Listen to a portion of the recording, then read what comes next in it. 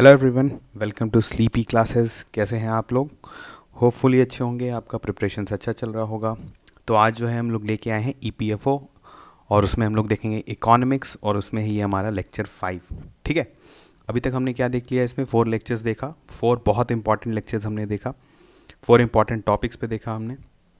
आज वाला जो हमारा टॉपिक है ये भी काफ़ी इंपॉर्टेंट है। ये आपके ईपीएफओ में तो इससे क्वेश्चन आता है, आपके स्टेट पीसीएस में भी इससे बहुत सारा क्वेश्चन आता है। ठीक है, तो मनी एंड मॉनेटरी पॉलिसी जो है आज हम लोग देखने वाले हैं।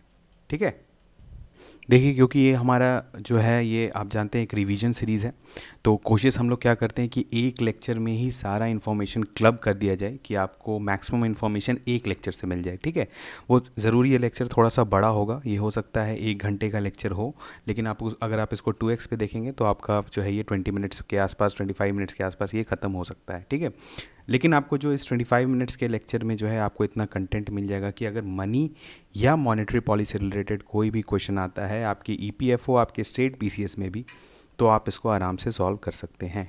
ठीक है, तो हम लोग क्या करेंगे, सबसे पहले तो कंटेंट डिफाइन करेंगे कि हम लोग क्या करने वाले हैं आज, जैसे हम लोग हर लेक्चर में करते हैं। तो सबसे पहले हम लोग थोड़ा सा इंट्रोडक्शन देख लेंगे कि हर के पहले हम लोग देखते हैं जैसे व्हाट इज़ मनी सप्लाई। ठीक है, उसके बाद हम लोग देखेंगे, देखिए यहाँ से इंपॉर्टेंट आता है money supply and it's aggregates. ठीक है, ये बहुत इंपॉर्टेंट है। यहाँ पर हम लोग पढ़ेंगे क्या M0 होता है, M1 क्या होता है, M2 क्या होता है, M3 क्या होता है और M4 क्या होता है। ठीक है, उसके बाद ये क्या होता है, नैरो मनी क्या होता है, ब्रॉड मनी क्या होता है और इसको नैरो मनी और ब्रॉड मनी क्यों बोलते हैं। ठीक है, उसके बाद हम लोग क्या देखेंगे, money multiplier ratio and its effect. ठीक है, ये भी बहुत इंपॉर्टेंट है आपका, ये भी क्वेश्चंस आपका आता है, इस चीज़ को समझना ज़रूरी है। अगर आप समझ लेंगे तो फिर आपको कभी याद नहीं करना पड़ेगा। ठीक है, तो हम लोग उसके बाद देखेंगे जो हमारा जो दूसरा जो मेन टॉपिक है दैट इज़ मॉनेटरी पॉलिसी। इसमें हम लोग क्या देखेंगे, RBI and monetary policy committee, जिसको हम लोग एमपीसी भी बोलते हैं। ये काफ़ी न्यूज़ में रहता है, ये रिसेंट आपका करंट अफेयर भी है, तो इसको भी हम लोग अच्छे से देखेंगे। इसके बाद हम लोग देखेंगे broad category of monetary policies. ठीक है, 2 तरीके का होता है, एक एक्सपेंशनरी, एक कॉन्ट्रैक्शनरी, हम लोग देखेंगे उसको अच्छे से। उसके बाद हम लोग देखेंगे मॉनेटरी पॉलिसी टूल्स, ये काफ़ी इंपॉर्टेंट है। ठीक है, इसमें देखेंगे एक क्वांटिटेटिव और एक क्वालिटेटिव। ठीक है, और उसके बाद हम लोग कुछ देखेंगे मिसलेनियस टर्म्स और कुछ प्रीवियस ईयर क्वेश्चंस। ठीक है, तो हम लोग स्टार्ट करते हैं। सबसे पहले हमारा मनी, व्हाट इज़ मनी। ठीक है, देखिए प्रॉब्लम ये है कि मनी का कोई यूनिफॉर्म डेफिनेशन आपको कहीं भी नहीं मिलेगा। ठीक है, मनी जो है, जैसे आपके पास जो पैसा है वो भी मनी है, आपका जो बैंक में पैसा है वो भी मनी है। ठीक है, और भी बहुत तरीके का आजकल करेंसीज आ गया है, तो सबको जो है आप मनी टर्म कर सकते हैं। पर हम लोग क्या है कि हम लोग अगर मनी को उसके फंक्शन के हिसाब से डिस्क्राइब करेंगे तो उसका कुछ डेफिनेशन निकल के आएगा। ठीक है, तो सबसे पहले हम लोग देखते हैं कि फंक्शन ऑफ मनी क्या होता है। ये सब देखिए इंट्रोडक्टरी पार्ट है मनी का, ये बताना इसलिए ज़रूरी है कि आपको थोड़ा सा इंट्रोडक्शन पता चल जाए मनी के बारे में। ठीक है, अगर हम लोग फंक्शन ऑफ मनी को डिफाइन करना चाहते हैं तो ब्रॉडली हम लोग 2 कैटेगरी में कर सकते हैं, एक प्राइमरी एक है सेकेंडरी। ठीक है, सबसे पहले प्राइमरी में देखते हैं क्या है। देखिए मनी जो है वो मीडियम ऑफ एक्सचेंज के जैसा एक्ट करता है। आपने पहले पढ़ा होगा जब बार्टर सिस्टम हमारा हुआ करता था एंशियंट टाइम्स में, तो उसमें क्या होता था, सबसे इम्पॉर्टेंट चीज़ क्या होता था, मतलब जैसे फॉर एग्जांपल आप चावल बना रहे हैं, किसी को दाल चाहिए। ठीक है, तो ज़रूरी है कि उसको भी चावल चाहिए, और क्योंकि अगर आपको दाल चाहिए तो उसको भी चावल चाहिए था। ठीक है, इसको कहते थे डबल कोइंसिडेंस ऑफ वांट्स। ठीक है, मतलब हम जो बेच रहे हैं वो सामने वाले को ख़रीदना है और वो जो बेच रहा है वो हमको भी ख़रीदना है, तभी तो हम लोग हमारे बीच में बार्टर एक्सचेंज होगा। पर ये जो है मनी, जो जब भी आया मनी का इंट्रोडक्शन हुआ तो ये क्या हुआ, ये मीडियम ऑफ एक्सचेंज जैसा हुआ। ठीक है, हम अगर अपना सामान जो है वो मार्केट में बेच के पैसा ले सकते हैं और उसी पैसे से हमको जो चीज़ भी ज़रूरत है उसको हम खरीद सकते हैं। तो सबसे पहला यूज़ हुआ मीडियम ऑफ एक्सचेंज। उसके बाद क्या हुआ, देखिए असाइनिंग वैल्यू। अब आप कोई भी सर्विस देते हैं या आप कोई भी प्रोडक्ट बनाते हैं तो आप उसका वैल्यू कैसे असाइन करेंगे। ठीक है, तो वैल्यू असाइन करने का, जैसे अगर आप कहीं टीचिंग कर रहे हैं या फिर आप कोई कंप्यूटर ऑपरेटर आप हैं या कुछ भी हैं आप, तो आप अपना सर्विसेज दे रहे हैं तो अपना वैल्यू वहाँ पर क्रिएट कर रहे हैं, और वैल्यू किस टर्म में क्रिएट कर रहे हैं, मनी के टर्म में। ठीक है, तो यह मतलब आपका जितना सैलरी होता है वो आपका वैल्यू हो गया इन टर्म्स ऑफ मॉनेटरी। ठीक है, अब हम लोग देखते हैं मनी का सेकेंडरी फंक्शन। ठीक है, तो सबसे पहले उसमें क्या होता है, देखिए standard of deferred payments. Deferred payments क्या हुआ, फॉर एग्जांपल जैसे आप सोचिए आपने किसी को 10,000 रुपये लोन दिया। ठीक है, तो आपने एक्चुअली उसको कुछ वैल्यू का कुछ लोन दिया, तो अब उसको लोन जो है वो 1 साल में पे करना है, सर्टेन इंटरेस्ट से जो है वो आपको पे करेगा। ठीक है, तो आपने जो क्या किया कि आपने एक फ्यूचर डेट के लिए एक फ्यूचर अमाउंट जो कि 9% उसको ऐड करके देना होगा, वो आपको देगा। तो ये इसको कहते हैं ऐसा डेफर्ड पेमेंट, ठीक है। या आपने कोई सामान किसी को दे दिया या वो बोल रहा है कि हम इतने दिन के बाद वो आपको इसका वैल्यू दे देंगे, ठीक है। तो इस तरह के पेमेंट्स को हम लोग कैसे कहते हैं, डेफर्ड पेमेंट्स। तो ये भी आपका क्या होता है, थ्रू मनी होता है। तो ये भी हम लोग इसको मान के चलते हैं कि ये सेकेंडरी फंक्शन है मनी का। वैसे देखिए store and transfer of value. अब store and transfer of value का मतलब क्या हुआ, जैसे आप सोचिए कि आपके पास कोई लैंड है, ठीक है। आपने लैंड जो है उसको सेल कर दिया, ठीक है।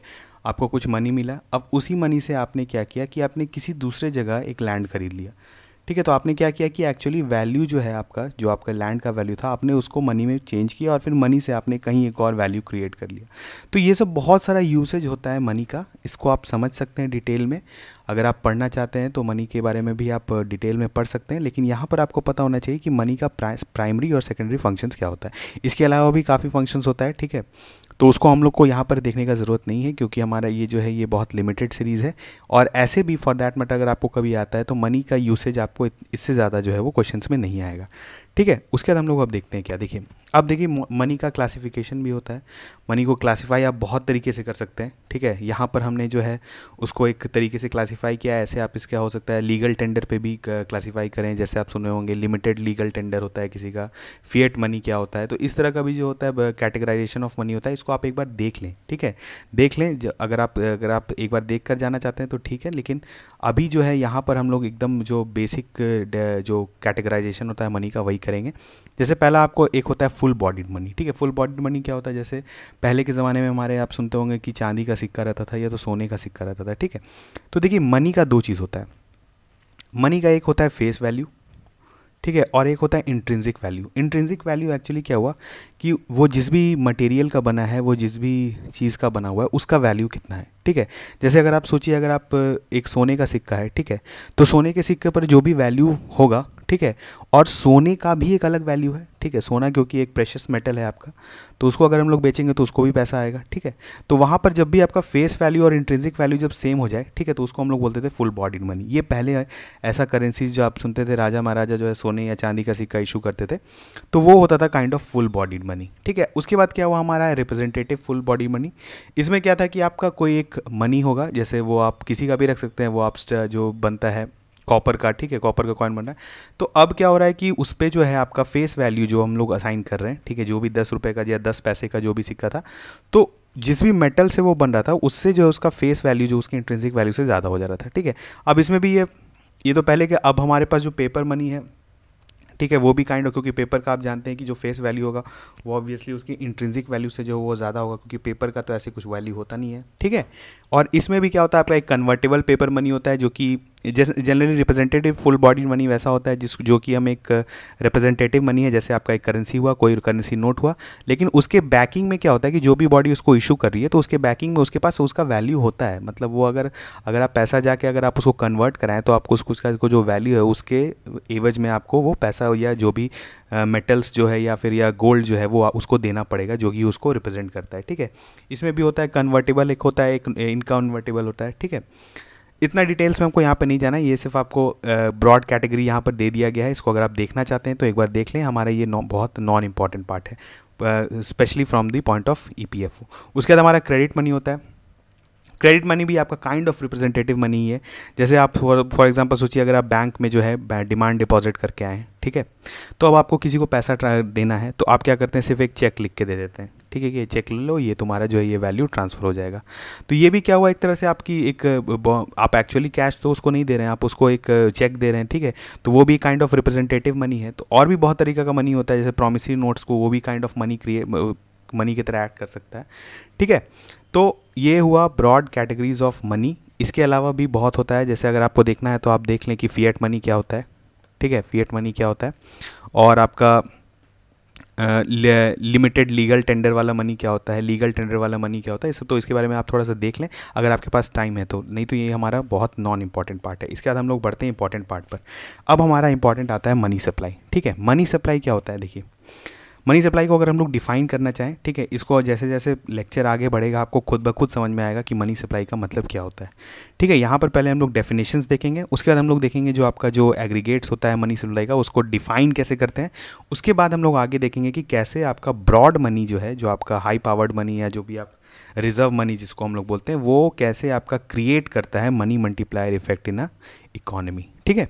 तो सबसे पहले देखिए मनी सप्लाई क्या है, it is a total stock of money in circulation, ठीक है, total stock of money in circulation among the public at a particular point of time, ठीक है, इज कॉल्ड मनी सप्लाई, ठीक है। इसको मनी सप्लाई को हम लोग ऐसे डिफाइन करते हैं।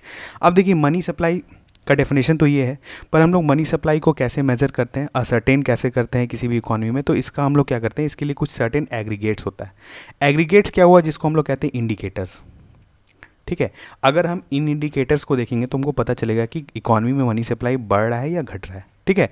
तो सबसे पहले हम लोग देखते हैं क्या होता है, इसको हम लोग ब्रॉडली जो है डिफाइन करते हैं M0, M1, M2, M3, M4 में, ठीक है। अब M0 क्या होता है, M0 अभी हम लोग आगे देखेंगे, पर यहाँ पर आपको कहते हैं M0 जो होता है वो आपका हाई पावर्ड मनी होता है, जिसको रिजर्व मनी भी कहते हैं, ठीक है, या आपको जिसको बेस मनी भी कहते हैं, ठीक है। तो इससे क्या होता है कि ये इसको हम लोग जो अगर फॉर्मूले के टर्म में देखना चाहें तो इसका मतलब होता है currency in circulation. Currency in circulation means आप समझिए कि जो भी आपका करेंसी जो है इकोनॉमी में सर्कुलेशन में, फॉर एग्जांपल जो आपके पास है या आपने जो डिमांड डिपॉजिट किया हुआ है बैंक में वो, ठीक है। उसके अलावा क्या है, बैंकर्स डिपॉजिट विद आरबीआई, ठीक है। बैंक्स भी जो होती है डिपॉजिट रखती है आरबीआई के साथ, आप जानते हैं सीआरआर जो वो मेंटेन करती है, जो कि हम लोग बैंकिंग में डिटेल में देखेंगे क्या होता है आपका कैश रिजर्व रेशियो और वो सब यहाँ पर। लेकिन आप समझिए कि बैंक्स भी कुछ पैसा अपना आरबीआई के साथ रखती है, तो उसको भी हम लोग इसमें M0 में इंक्लूड करते हैं। और क्या होता है, अदर डिपॉजिट्स विद आरबीआई, या कोई दूसरी भी एंटिटी है जो अपना आरबीआई के साथ जो है वो अपना डिपॉजिट्स रखती है, तो ये टोटल को अगर हम सम कर देंगे तो मेरा M0 आ जाएगा, ठीक है। यहाँ पर आप अगर इस फॉर्मूला को देख पा रहे हैं, समझ पा रहे हैं तो अच्छी बात है, नहीं तो आप इसको थोड़ा मेमोराइज भी कर सकते हैं। जब हम लोग आगे बढ़ेंगे इसके बारे में तो आपको अपने आप क्लैरिटी आ जाएगा। उसके बाद देखिए क्या आता है, हमारा इंपॉर्टेंट है M1, M2, M3 and M4। यही एग्रीगेट्स हैं, इसी एग्रीगेट्स से हम लोग जो है इकोनॉमी में पता करते हैं कि मनी सप्लाई कितना बढ़ रहा है या घट रहा है। सबसे पहले उसमें आता है M1, ठीक है। तो M1 को हम लोग कैसे डिफाइन करते हैं, M1 क्या हुआ, देखिए करेंसी विद द पब्लिक, ठीक है। आपके पास जो पैसा है, एक्चुअली आपके पास जो आपके इन हैंड जो पैसा है, और demand deposits with banking system. अब आप जो है डिमांड डिपॉजिट्स क्या हुआ, जो कि आप जानते हैं आपका डिमांड डिपॉजिट्स क्या हुआ, देखिए दो तरह का डिपॉजिट्स होता है अगर यहाँ पर आप समझना चाहते हैं तो। एक होता है आपका डिमांड डिपॉजिट, एक होता है टाइम डिपॉजिट, ठीक है। तो डिमांड डिपॉजिट क्या हुआ कि जो भी आप अपने डिमांड पर जो आप पैसा बैंक को दे रहे हैं वो आप वापस ले सकते हैं, ठीक है। इतना अगर एकदम बेसिक समझना चाहे तो डिमांड डिपॉजिट का यही मतलब हुआ। तो demand deposit with banking system में जो भी आप पैसा जो डिमांड पे विड्रॉ कर सकते हैं, तो वो उसको और करेंसी विद पब्लिक को अगर हम ऐड कर दें तो हमको जो है किसी भी इकॉनमी का M1 मिल जाता है, ठीक है। यहाँ पर देखिए ये इसका डेफिनेशन है, आप समझ सकते हैं एक पैरामीटर है जिसको बहुत सारे इकॉनमीज फॉलो करते हैं कि मनी सप्लाई अगर हम लोग को पता करना है तो हम लोग क्या करते हैं, M1 कैलकुलेट कर लेते हैं, ठीक है, करेंसी विद द पब्लिक और demand deposit with the banking system, ठीक है। उसके बाद देखिए क्या आता है, उसके बाद आता है आपका M2, ठीक है। M2 क्या है, M2 है आप M1 में सिंपली आप क्या करिए, saving deposits with post office, ठीक है। सेविंग बैंक्स जो होता है आपका पोस्ट ऑफिस सेविंग बैंक्स होता है, उसमें अगर आप सिर्फ जो उसका जो सेविंग डिपॉजिट्स है जितना, उसको अगर आप M1 में ऐड कर देंगे तो आपको मिल जाएगा M2, ठीक है। अब देखिए ऑब्वियसली M2 जो होगा उसको ऑब्वियसली जो बड़ा स्टॉक है वो, क्योंकि M1 से कुछ उसमें ऐड कर रहे हैं। लेकिन हम लोगों को क्या होता है कि हम लोग M2 को बहुत सिग्निफिकेंटली हम लोग यूज़ नहीं करते हैं मनी सप्लाई को असर्टेन करने के लिए। इसका ऐसा है क्योंकि आप बताइए, क्योंकि saving deposits post office saving banks काफ़ी कम है, ठीक है। अगर आप इसका अमाउंट देखिएगा इकॉनमी में तो काफ़ी कम है, ठीक है। तो M2 जो है वो उतना सिग्निफिकेंट नहीं है। अब हम लोग जो पढ़ेंगे नेक्स्ट M3, ये बहुत सिग्निफिकेंट है, ठीक है। और यही जो है हमारा मैक्सिमम इकॉनमीज जो है यूज़ करते हैं मनी सप्लाई को स्टडी करने के लिए, ठीक है। तो M3 क्या है, देखिए M1 plus net time deposits of commercial banks. अब देखिए ये टाइम डिपॉजिट है और कमर्शियल बैंक्स, ये काफ़ी बड़ा क्वांटिटी हुआ। टाइम डिपॉजिट क्या हुआ, देखिए अभी हमने कहा एक डिमांड डिपॉजिट होता है, क्या होता है टाइम डिपॉजिट। टाइम डिपॉजिट आपका क्या होता है, आपका जैसे फिक्स डिपॉजिट हुआ, ठीक है, या रिकरिंग डिपॉजिट हुआ, जिसको आप पैसा जिसमें आप जमा कर देते हैं, ठीक है। जिस भी आप अगर आप डिपॉजिट करते हैं उस तरह का पैसा, तो वो पैसा आपका कुछ सर्टेन टाइम के लिए फिक्स होता है, आप उसको विड्रॉ नहीं कर सकते। अगर आप विड्रॉ करेंगे तो आपको कुछ पेनल्टी पे करना पड़ता है, जैसे आप फिक्स डिपॉजिट या रिकरिंग डिपॉजिट करते हैं, ठीक है। तो वो क्या हुआ कि वो टाइम के साथ आपका मैच्योर होता है, उसके बाद जो है आप उसको ले सकते हैं, ठीक है। तो टाइम डिपॉजिट उस तरह का हुआ जो कि एक टाइम के बाद आप विड्रॉ कर सकते हैं। तो अगर हम लोग पूरे कमर्शियल बैंक्स का नेट टाइम डिपॉजिट अगर हम M1 में ऐड कर दे तो ये काफ़ी बड़ा एग्रीगेट हुआ M3, और ये काफ़ी इंपॉर्टेंट है, ठीक है। इसे हम लोग M3 जो है उसको यूज़ करते हैं, आप कहीं पर भी बोलिए, जहाँ पर भी हम लोग मनी सप्लाई को असरटेन करना चाहते हैं वहाँ पर हम लोग M3 को यूज़ करते हैं। M4 क्या हुआ, देखिए M4 क्या हुआ, M3 plus total deposit with post office saving organisation excluding national saving certificates होता है, ठीक है, जो कि आप जानते हैं गवर्नमेंट का जो इशू करती है, उसका स्कीम्स होता है, उसके अंदर ये इशू करती है। तो इसको अगर हम लोग जो है यहाँ पर ऐड कर दें M3 में, ठीक है, तो ये जो है हमारा दे देता है M4। M4 भी जो है आपका काफ़ी सिग्निफिकेंट नहीं है, क्योंकि इसमें भी जो हम लोग ऐड कर रहे हैं वो बहुत सिग्निफिकेंट नहीं है। तो हमारा मेजर सबसे इंपॉर्टेंट जो हमारा क्या हुआ, M3। अब देखिए इसको क्या होता है, अब आप ऊपर से देखिए, ध्यान से देखिए, आप ऊपर से जैसे जा रहे हैं M1 to M1 M4 move कर रहे हैं, तो आपका जनरली कहा जाता है कि आपका लिक्विडिटी डिक्रीज़ कर रहा है। तो लिक्विडिटी मीन्स कि मतलब आप जो भी आपके पास पैसा है आप उसको कितना ईजिली ले सकते हैं और खर्च कर सकते हैं, ठीक है। उसी को अगर आप बेसिक में समझना चाहें तो लिक्विडिटी का मतलब ये हुआ कि जो भी हमारे पास, जैसे फॉर एग्जांपल अगर आप टाइम डिपॉजिट करते हैं, ठीक है, या फिर FD RD करते हैं, ठीक है, या आप सेविंग्स अकाउंट में पैसा डालते हैं, तो ऑब्वियसली आपका जो सेविंग्स अकाउंट में जो पैसा आपने डाला है वो आप कभी भी निकाल सकते हैं या कभी भी ट्रांजेक्ट कर सकते हैं, तो उसका लिक्विडिटी जो है आपके टाइम डिपॉजिट से ज़्यादा है, ठीक है। अब देखिए यहाँ पर M1 में हमने क्या देखा था, M1 में हमारा क्या है, करेंसी विद पब्लिक, ठीक है, और demand deposit with banking system. तो ये देखिए ये काफ़ी लिक्विड है, डिमांड डिपॉजिट है और करेंसी विद द पब्लिक, ये दोनों काफ़ी खर्च कर सकते हैं, तो ये आप कह सकते हैं कि हाईली लिक्विड है, एग्रीगेट है ये M1। उसके बाद क्या है, saving deposits post office savings banks, इसको भी ऐड किए, तो ये थोड़ा उससे कम लिक्विडिटी होगा क्योंकि इसमें ऐड कर दिया। M1 तो काफ़ी लिक्विड है, M2 उससे रिलेटिवली कम लिक्विड होगा। लेकिन आप देखिए जैसे ही आप M3 में आते हैं तो M3 में आपका आता है टाइम डिपॉजिट, और टाइम डिपॉजिट अभी हमने देखा क्या है, इसका लिक्विडिटी काफ़ी कम होता है, तो ये जो है आपका क्या होगा कि M3 का लिक्विडिटी और घट गया, ठीक है। उसके बाद M4 में ऑब्वियसली M3 है तो इसका भी लिक्विडिटी काफ़ी कम होगा, और इसमें जो ऐड कर देते हैं तो फर्दर लिक्विडिटी और डिक्रीज़ कर जाता है, ठीक है। तो अगर आप कह सकते हैं, आपको कहीं क्वेश्चन आता है कि आप M1 टू M4 मूव कर रहे हैं तो आपका लिक्विडिटी इंक्रीज़ कर रहा है या डिक्रीज़ कर रहा है, तो क्या सही ऑप्शन होगा, लिक्विडिटी आपका डिक्रीज़ करता है, ठीक है। इस बात को आप ध्यान रखें।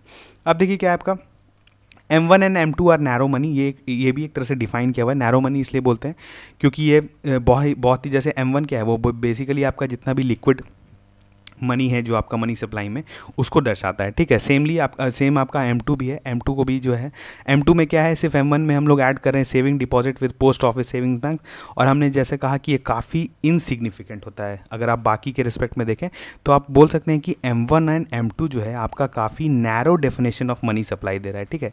इस बात को आप समझें यहाँ पर कि M1 और M2 जो है वो सिर्फ आपका क्या कर रहा है, सिर्फ आपका लिक्विड, जितना भी लिक्विड मनी है उसके बारे में बताता है, ठीक है। लेकिन जब हम लोग M3 और M4 में जाते हैं, क्योंकि यहाँ पर time deposit of commercial banks को भी ऐड कर दे रहे हैं, तो ये काफ़ी ब्रॉड डेफिनेशन है ऑफ मनी सप्लाई, ठीक है। तो यहाँ पर हमने क्या समझा, हमने समझा पहले हमारा इंपॉर्टेंट हुआ M0 को हम लोग देखेंगे, ठीक है। आगे M1 एंड M2 हमने देखा क्या है हमारा डेफिनेशन, M3 एंड M4 का भी डेफिनेशन देखा। ये सारे एग्रीगेट्स यूज़ होते हैं किसको मेज़र करने के लिए, मनी सप्लाई को, ठीक है। और इसमें हमने ये देखा कि कौन जो है ज़्यादा लिक्विड होता है और कौन किधर हम लोग अगर M1 से M4 बढ़ते हैं तो हमारा लिक्विडिटी कैसे डिक्रीज़ होता है। हम लोग बढ़ते हैं आगे। अब देखिए क्या होता है, अब हम लोग यहाँ पर बात करते हैं, ये तो हमारा एग्रीगेट्स हो गया, इसको अगर आप देख लेंगे एक बार रिवाइज कर लेंगे तो आपको याद हो जाएगा। उसके बाद क्या होता है, देखिए अब क्रिएशन ऑफ मनी और मनी मल्टीप्लायर इफेक्ट क्या होता है उसको हम लोग देखेंगे, ठीक है।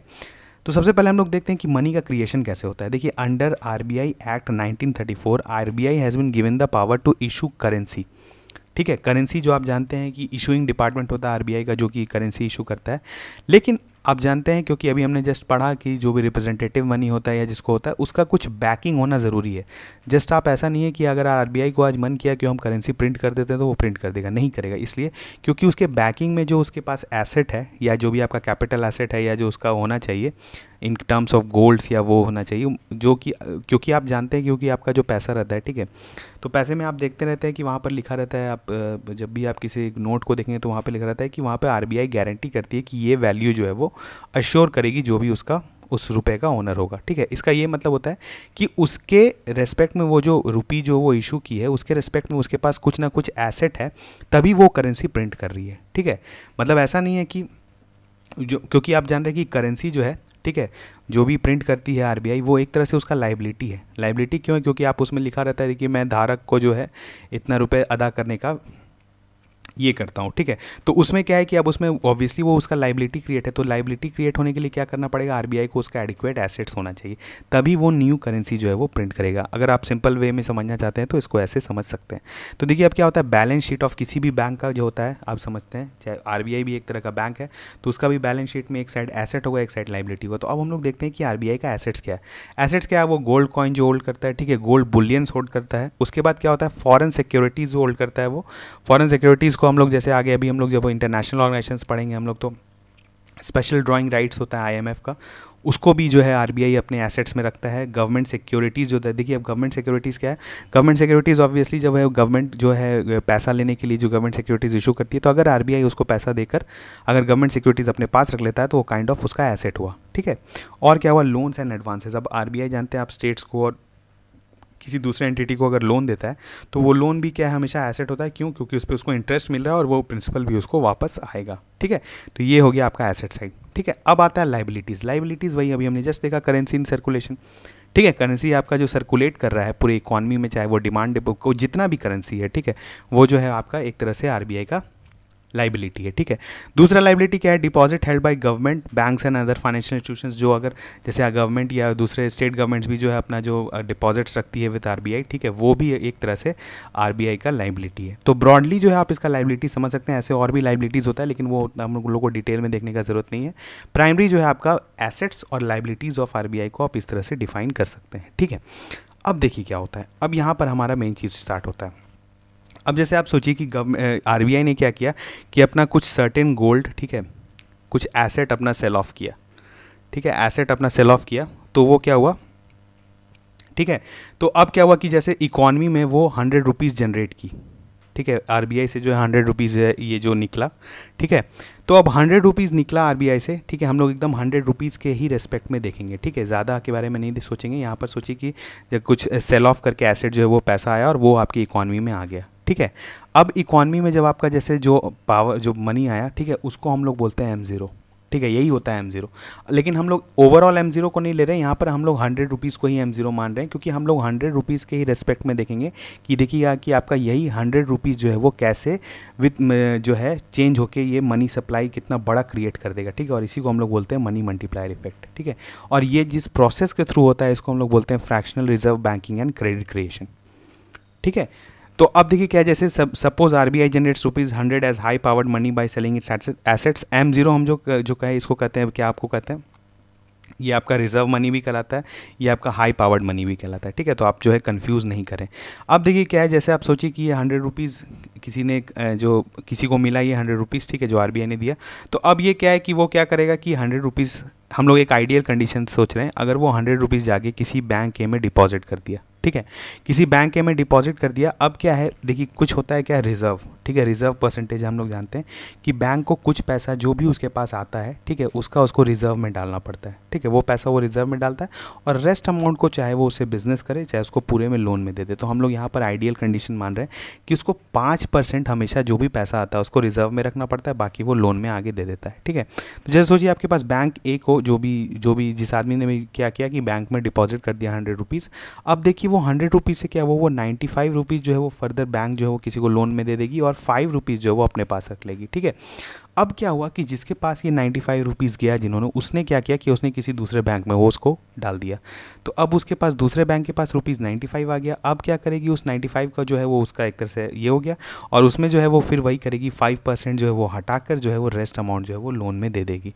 फिर ये क्या हुआ, यही पैसा आपकी इकॉनमी में आया, फिर ये डिपॉजिट हुआ किसी बैंक सी में, ठीक है, बैंक सी में इतना पैसा आया, फिर जो है 5% रिजर्व करके बाकी पैसा हमने लोन में दे दिया। तो आप इस तरह से देख रहे हैं 100 रुपीज़ जो आपका इकॉनमी में आया वो कितनी बार डिफरेंट बैंक्स फाइनेंशियल इंस्टीट्यूशंस में जाके देख रहे हैं वो मल्टीप्लाई होते जा रहा है।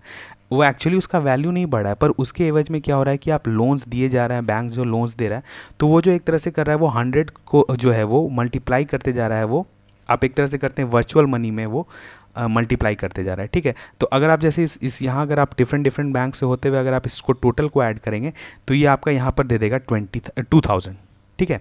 और इसी को हम लोग बोलते हैं M3, ठीक है, जो कि हम लोग जो है जो आपका काइंड ऑफ एक ब्रॉड मनी में आता है, ठीक है, और इसको हम लोग यूज़ करते हैं मनी सप्लाई कैलकुलेट करने के लिए, ठीक है। अब जो आपका देखिए, अगर आप लोन गिवन को टोटल कैलकुलेट करेंगे तो आपका आएगा 1900, और अगर आप 5% रिजर्व वाला जो पैसा बचता है अगर उसको ऐड करेंगे तो आपका आएगा 100, तो 1900 प्लस 100 जो है आपका 2000 रुपीज़ हो जाएगा। लेकिन आप बोलिए कि अब यहाँ पर 2000 रुपीज़ कैसे आया, तो अगर आप इसको कैलकुलेट करेंगे, जब आप देखिए, क्योंकि आप हर जगह क्या हो रहा है 5% रिजर्व निकाल दे रहे हैं, ठीक है, तो 5% रिजर्व आप निकाल दे रहे हैं तो आपका क्या हो रहा है कि रेस्ट अमाउंट जो है आप लोन में दे सकते हैं, ठीक है। और जब आप इसको ऐड करेंगे तो आपका जो है ये इतना ही टोटल आएगा। अब देखिए हम लोग को मेन क्या करना है, यहाँ पर अभी हमने क्या देखा, यहाँ पर देखिए आपके पास ये जो है ये आपका क्या आ गया, ये M3 आ गया, और आपका M0 कितना था, M0 कितना था, M0 जो ब्रॉड मनी हमने क्रिएट किया था 100 रुपीज़। तो आप सोचिए जो ब्रॉड मनी ये बोल रहे हैं हाई पावर्ड मनी जो आपने क्रिएट किया था दैट वाज 100 रुपीज़, ठीक है।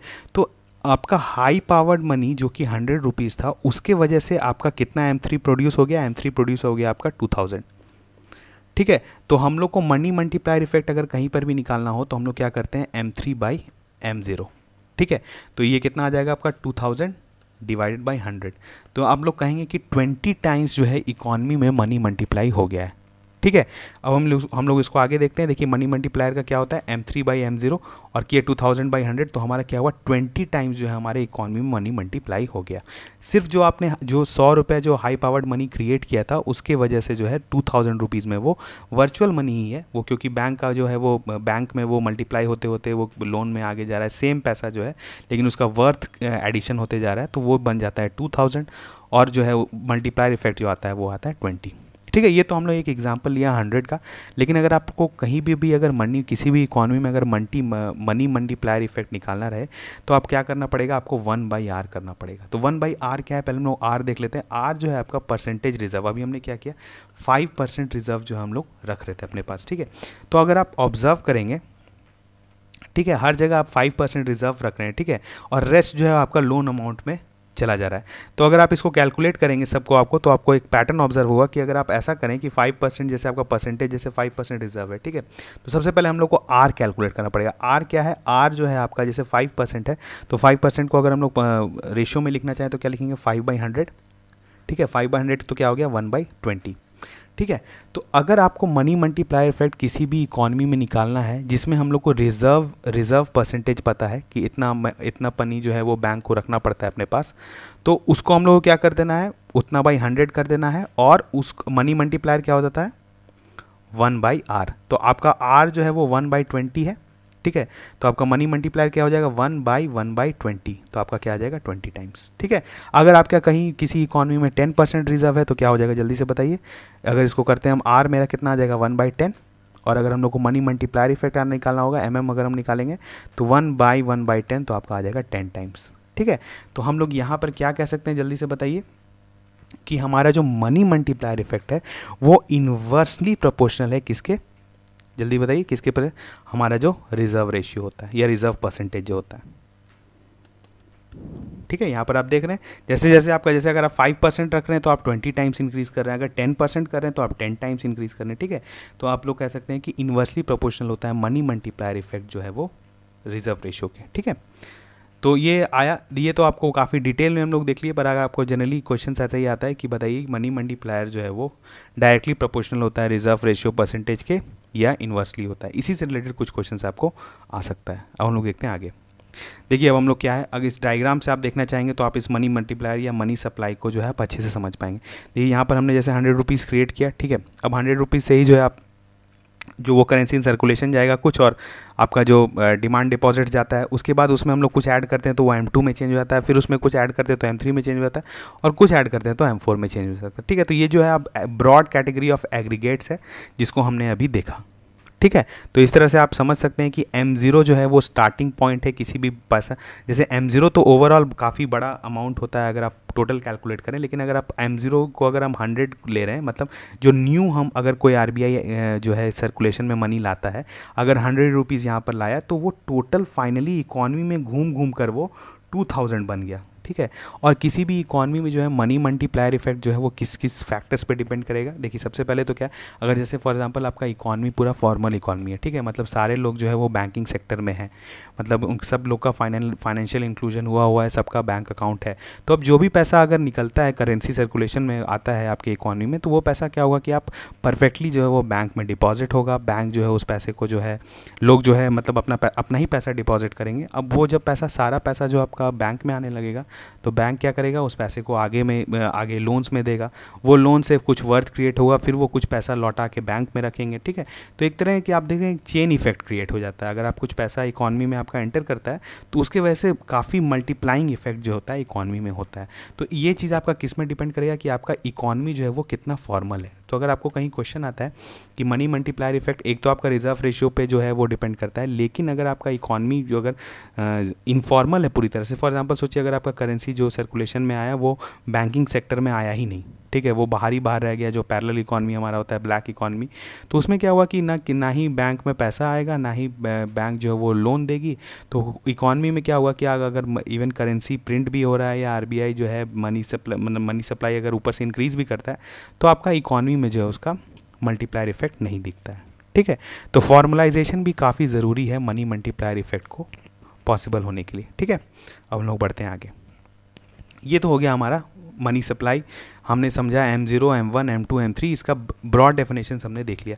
अगर आप इतना ही देख के जाते हैं तो आपका क्वेश्चन जो है वो ईजिली बन जाएगा, ठीक है। उसके बाद हमारा देखिए अब हम लोग क्या देखते हैं, मॉनेटरी पॉलिसी। ये काफ़ी इंपॉर्टेंट टॉपिक है और यही हमारा मेजर है जिससे हमारा क्वेश्चन आएगा, ठीक है। देखिए मॉनेटरी पॉलिसी क्या होता है। मॉनेटरी पॉलिसी क्या है, the primary aim is to keep inflation in control but at the same time insuring growth in the economy. अब देखिए हम मॉनेटरी पॉलिसी वैसा पॉलिसी होता है और हमारे कंट्री में जो है RBI मैंडेटेड है अंडर RBI एक्ट 1934 कि जो भी हमारा मॉनेटरी पॉलिसी बनेगा, इन्फ्लेशन जनरली जो मॉनेटरी पॉलिसी आपका बनता है किसी भी कंट्री में, वो होता है कि इन्फ्लेशन को कंट्रोल में रखना है पर eight the same time growth को भी सस्टेन करना है। सिर्फ इन्फ्लेशन कंट्रोल करने पर RBI नहीं जाएगी, इसलिए क्योंकि पैसा का फ्लो भी बढ़ाना है, लोगों के पास क्रेडिट अवेलेबल हो उसको भी ध्यान में रखना है। तो ओवरऑल जो पॉलिसी बनता है मॉनेटरी पॉलिसी, वो इस बात को ध्यान में रख के बनता है कि एक तो इन्फ्लेशन कंट्रोल हो, दूसरा ग्रोथ जो है वो सस्टेनेबल हो, ठीक है। अब देखिए क्या होता है, हमारे कंट्री में पहले जो है RBI डिसाइड करती थी सारा मॉनेटरी पॉलिसी रेट्स जो होता था, हमारा पॉलिसी रेट्स जो होता था। उसके बाद क्या हुआ कि काफ़ी इसमें इसका ड्रॉबैक्स था कि RBI का कोई अकाउंटेबिलिटी नहीं था कि RBI जो इन्फ्लेशन रेट बोलती थी कि हम इतना कंट्रोल करेंगे तो कंट्रोल नहीं होता था। दूसरा क्या था कि गवर्नमेंट का कोई से नहीं था। देखिए गवर्नमेंट जो है वो फिस्कल पॉलिसी बनाती है, ठीक है। फिस्कल पॉलिसी हमने पढ़ा था अभी बजट में कि वो पैसा, टैक्स का पैसा कहाँ खर्च करना है, लेकिन मॉनेटरी पॉलिसी जो होता था उसमें टोटल से जो होता था वो RBI का होता था। दूसरी बात क्या होता था कि RBI का कोई अकाउंटेबिलिटी इंश्योर नहीं होता था।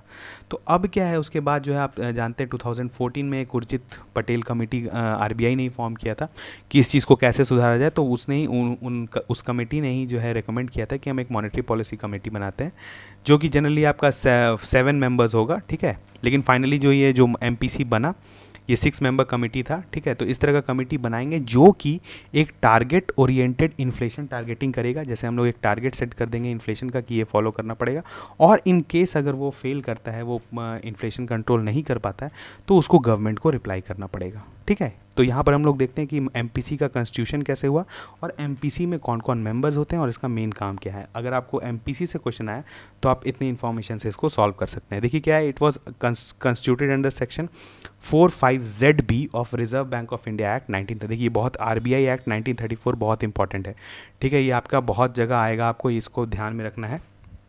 ये एक्ट बहुत इंपॉर्टेंट है from the perspective of RBI and from the perspective of monetary policy in the country, ठीक है। अब देखिए क्या है, कमेटी कंप्राइजेस 6 मेंबर्स, ठीक है, इसमें इंक्लूडिंग द चेयरमैन, और चेयरमैन जो आपके जो RBI के गवर्नर होते हैं उसके एक्स ऑफिशियो चेयरमैन होते हैं, ठीक है। एक्स ऑफिशियो चेयरमैन होते हैं वो MPC के, ठीक है। 3 officials are from the RBI, ठीक है, जो हमारे चेयरमैन के अलावा जो है 2 और ऑफिशियल्स रहेंगे। 3 external members nominated by the government. अब देखिए यहाँ पर हमने जिस कहा कि गवर्नमेंट का क्या होता था, पहले फिजिकल पॉलिसी उनका पूरा होता था लेकिन मॉनेटरी पॉलिसी में उनका से नहीं होता था। तो ये भी काफ़ी क्रिटिसिज्म था कि गवर्नमेंट को भी कुछ रिप्रेजेंटेशन देना चाहिए मॉनेटरी पॉलिसी में, क्योंकि फाइनली जब आपकी कंट्री में इन्फ्लेशन बढ़ता है तो आपको जो है जानते हैं कि लोगों को परेशानी होता है, और जब लोगों को परेशानी होता है तो वो अपना गुस्सा किस पर निकालते हैं, वो गवर्नमेंट पर निकालते हैं, वो ऑब्वियसली आरबीआई पे नहीं निकालते हैं।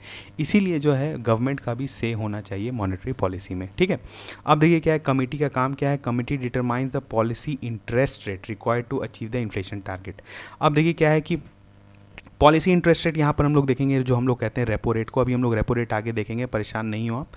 लेकिन अगर आपसे कहीं पूछा जा रहा है कि कंट्री में हम लोग कौन सा पॉलिसी रेट यूज़ करते हैं, हमारा पॉलिसी रेट जो है वो कौन सा होता है, तो वो होता है रेपो रेट, ठीक है। आगे बहुत सारा होता है, कैश रिजर्व रेशियो भी होता है, एसएलआर भी होता है, लेकिन हम लोग जो यूज़ करते हैं वो यूज़ करते हैं रेपो, ठीक है। उसके बाद देखिए क्या है, MPC is required to meet at least 4 times in a year, 4 बार इनको मिलना पड़ेगा, डिसाइड करना पड़ेगा, मीटिंग होगा यहाँ पर कि इन्फ्लेशन का क्या टारगेट है या क्या कंट्रोल कर रहे हैं, या अपना जो रिव्यू करते हैं उस मीटिंग में करेंगे। उसके बाद क्या देखिए, कोरम मतलब होता है कि मिनिमम इतना मेंबर्स होना चाहिए तभी एक मीटिंग होगा, और quorum of the meeting of MPC 4 members, ठीक है। टोटल 6 मेंबर्स हैं लेकिन 4 मेंबर प्रेजेंट होने ही चाहिए तभी मीटिंग होगा। अब देखिए, each member of MPC has 1 vote, एक वोट है सब मेंबर को, and event of an equality of votes the governor has a second or casting, मतलब अगर कहीं टाई हो जाता है आपका किसी डिसीजन पे तो आपका गवर्नर जो है उसका कास्टिंग वोट होगा, ठीक है। Once every 6 month the reserve bank is required to publish a document called monetary policy report to explain the sources of information and the forecast of inflation for 6 to 18 months ahead. ये देखिए, इससे MPC के through क्या हुआ है, accountability RBI का बढ़ गया है, ठीक है। क्यों? क्योंकि उसको रिपोर्ट्स जो है वो गवर्नमेंट को देना पड़ता है, बताना पड़ता है कि इन्फ्लेशन कहाँ से हो रहा है, और फोरकास्ट भी करना पड़ता है कि इन्फ्लेशन जो है आगे क्या होने वाला है 6 से 18 मंथ में, ठीक है। उसके बाद देखिए कि यहाँ पर क्या है, बहुत इंपॉर्टेंट आ गया है आपका इन्फ्लेशन टारगेटिंग, ठीक है। इन्फ्लेशन टारगेटिंग भी अब आ गया है 4 ± 2%, मतलब 4% आपका अगर इकॉनमी इन्फ्लेशन है तो सही है, और इससे प्लस 2% मतलब 6% तक, और 2% तक आपका इन्फ्लेशन जो है वो हो सकता है, ठीक है, टाइम टू टाइम हो सकता है। लेकिन बियॉन्ड अगर इस टारगेट के जाता है तो आपका आरबीआई को जो है फिर जवाबदेही देना पड़ेगा गवर्नमेंट को कि ये इतना ज़्यादा इन्फ्लेशन क्यों इंक्रीज़ हुआ, ठीक है। तो एमपीसी क्या इंपॉर्टेंट हुआ, सबसे पहले उर्जित कमेटी के रिकमेंडेशंस पे ये बना था। दूसरा, इस कमेटी में 6 मेंबर्स होते हैं। आरबीआई के गवर्नर जो है वो एक्स ऑफिशियो चेयरमैन होते हैं इस कमेटी के, ठीक है। उसके बाद कोरम जो होता है वो 4 मेंबर्स का होता है। 4 बार इन लोग को साल में एक बार मिलना ही है, ठीक है, मतलब 4 मीटिंग्स होना ज़रूरी है, और हर को जो है इक्वल वोट है, लेकिन आरबीआई गवर्नर को जो है वो है कास्टिंग वोट है, ठीक है। और इन्फ्लेशन टारगेटिंग जो है वो इंपॉर्टेंट है, वो आपने देखा। अब हम लोग बढ़ते हैं आगे, broad categorization of monetary policy, ठीक है।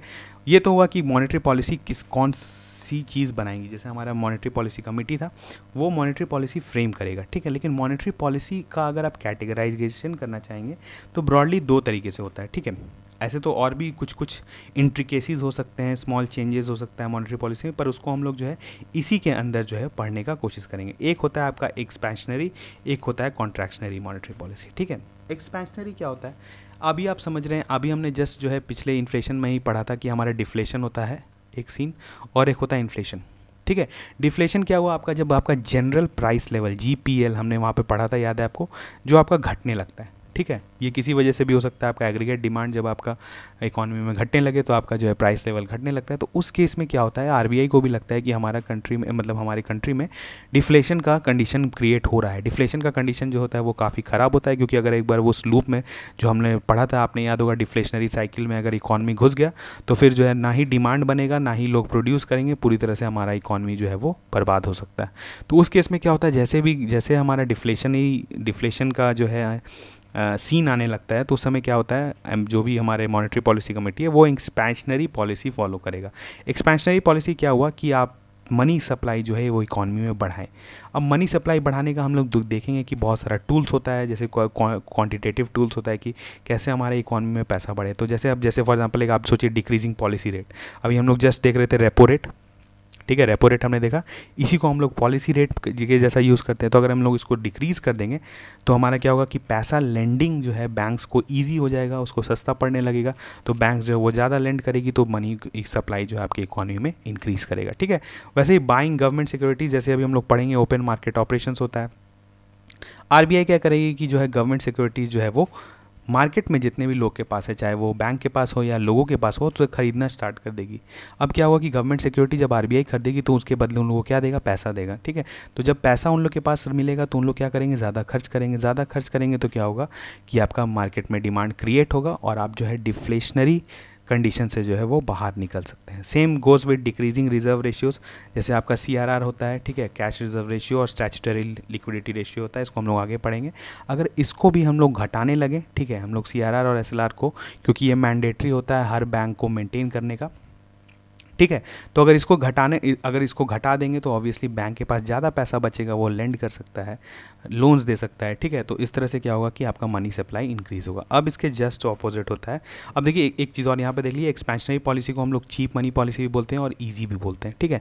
तो इस तरह से मतलब समझिए कि जो है पैसा जो है काफ़ी फ्री फ्लो जो है वो पैसे का चालू हो जाता है, ठीक है, इजी इसी को कहते हैं। कॉन्ट्रैक्शनरी क्या हुआ कि आरबीआई इन्फ्लेशन वाला कंडीशन है कंट्री में, ठीक है, काफ़ी हाई इन्फ्लेशन है। अब क्या करना है आरबीआई को, जो है वो अपना मनी सप्लाई घटाना है। तो मनी सप्लाई घटाएगी कैसे, वो टाइट कर देती है, ठीक है, वो ऊपर से ही जो मनी सप्लाई है उसको टाइट कर देती है, ठीक है, इसको टाइट मॉनेटरी पॉलिसी भी बोलते हैं। तो इसमें क्या करेगी, आपका इंक्रीज पॉलिसी रेट क्या है, रेपो रेट को इंक्रीज कर देगी।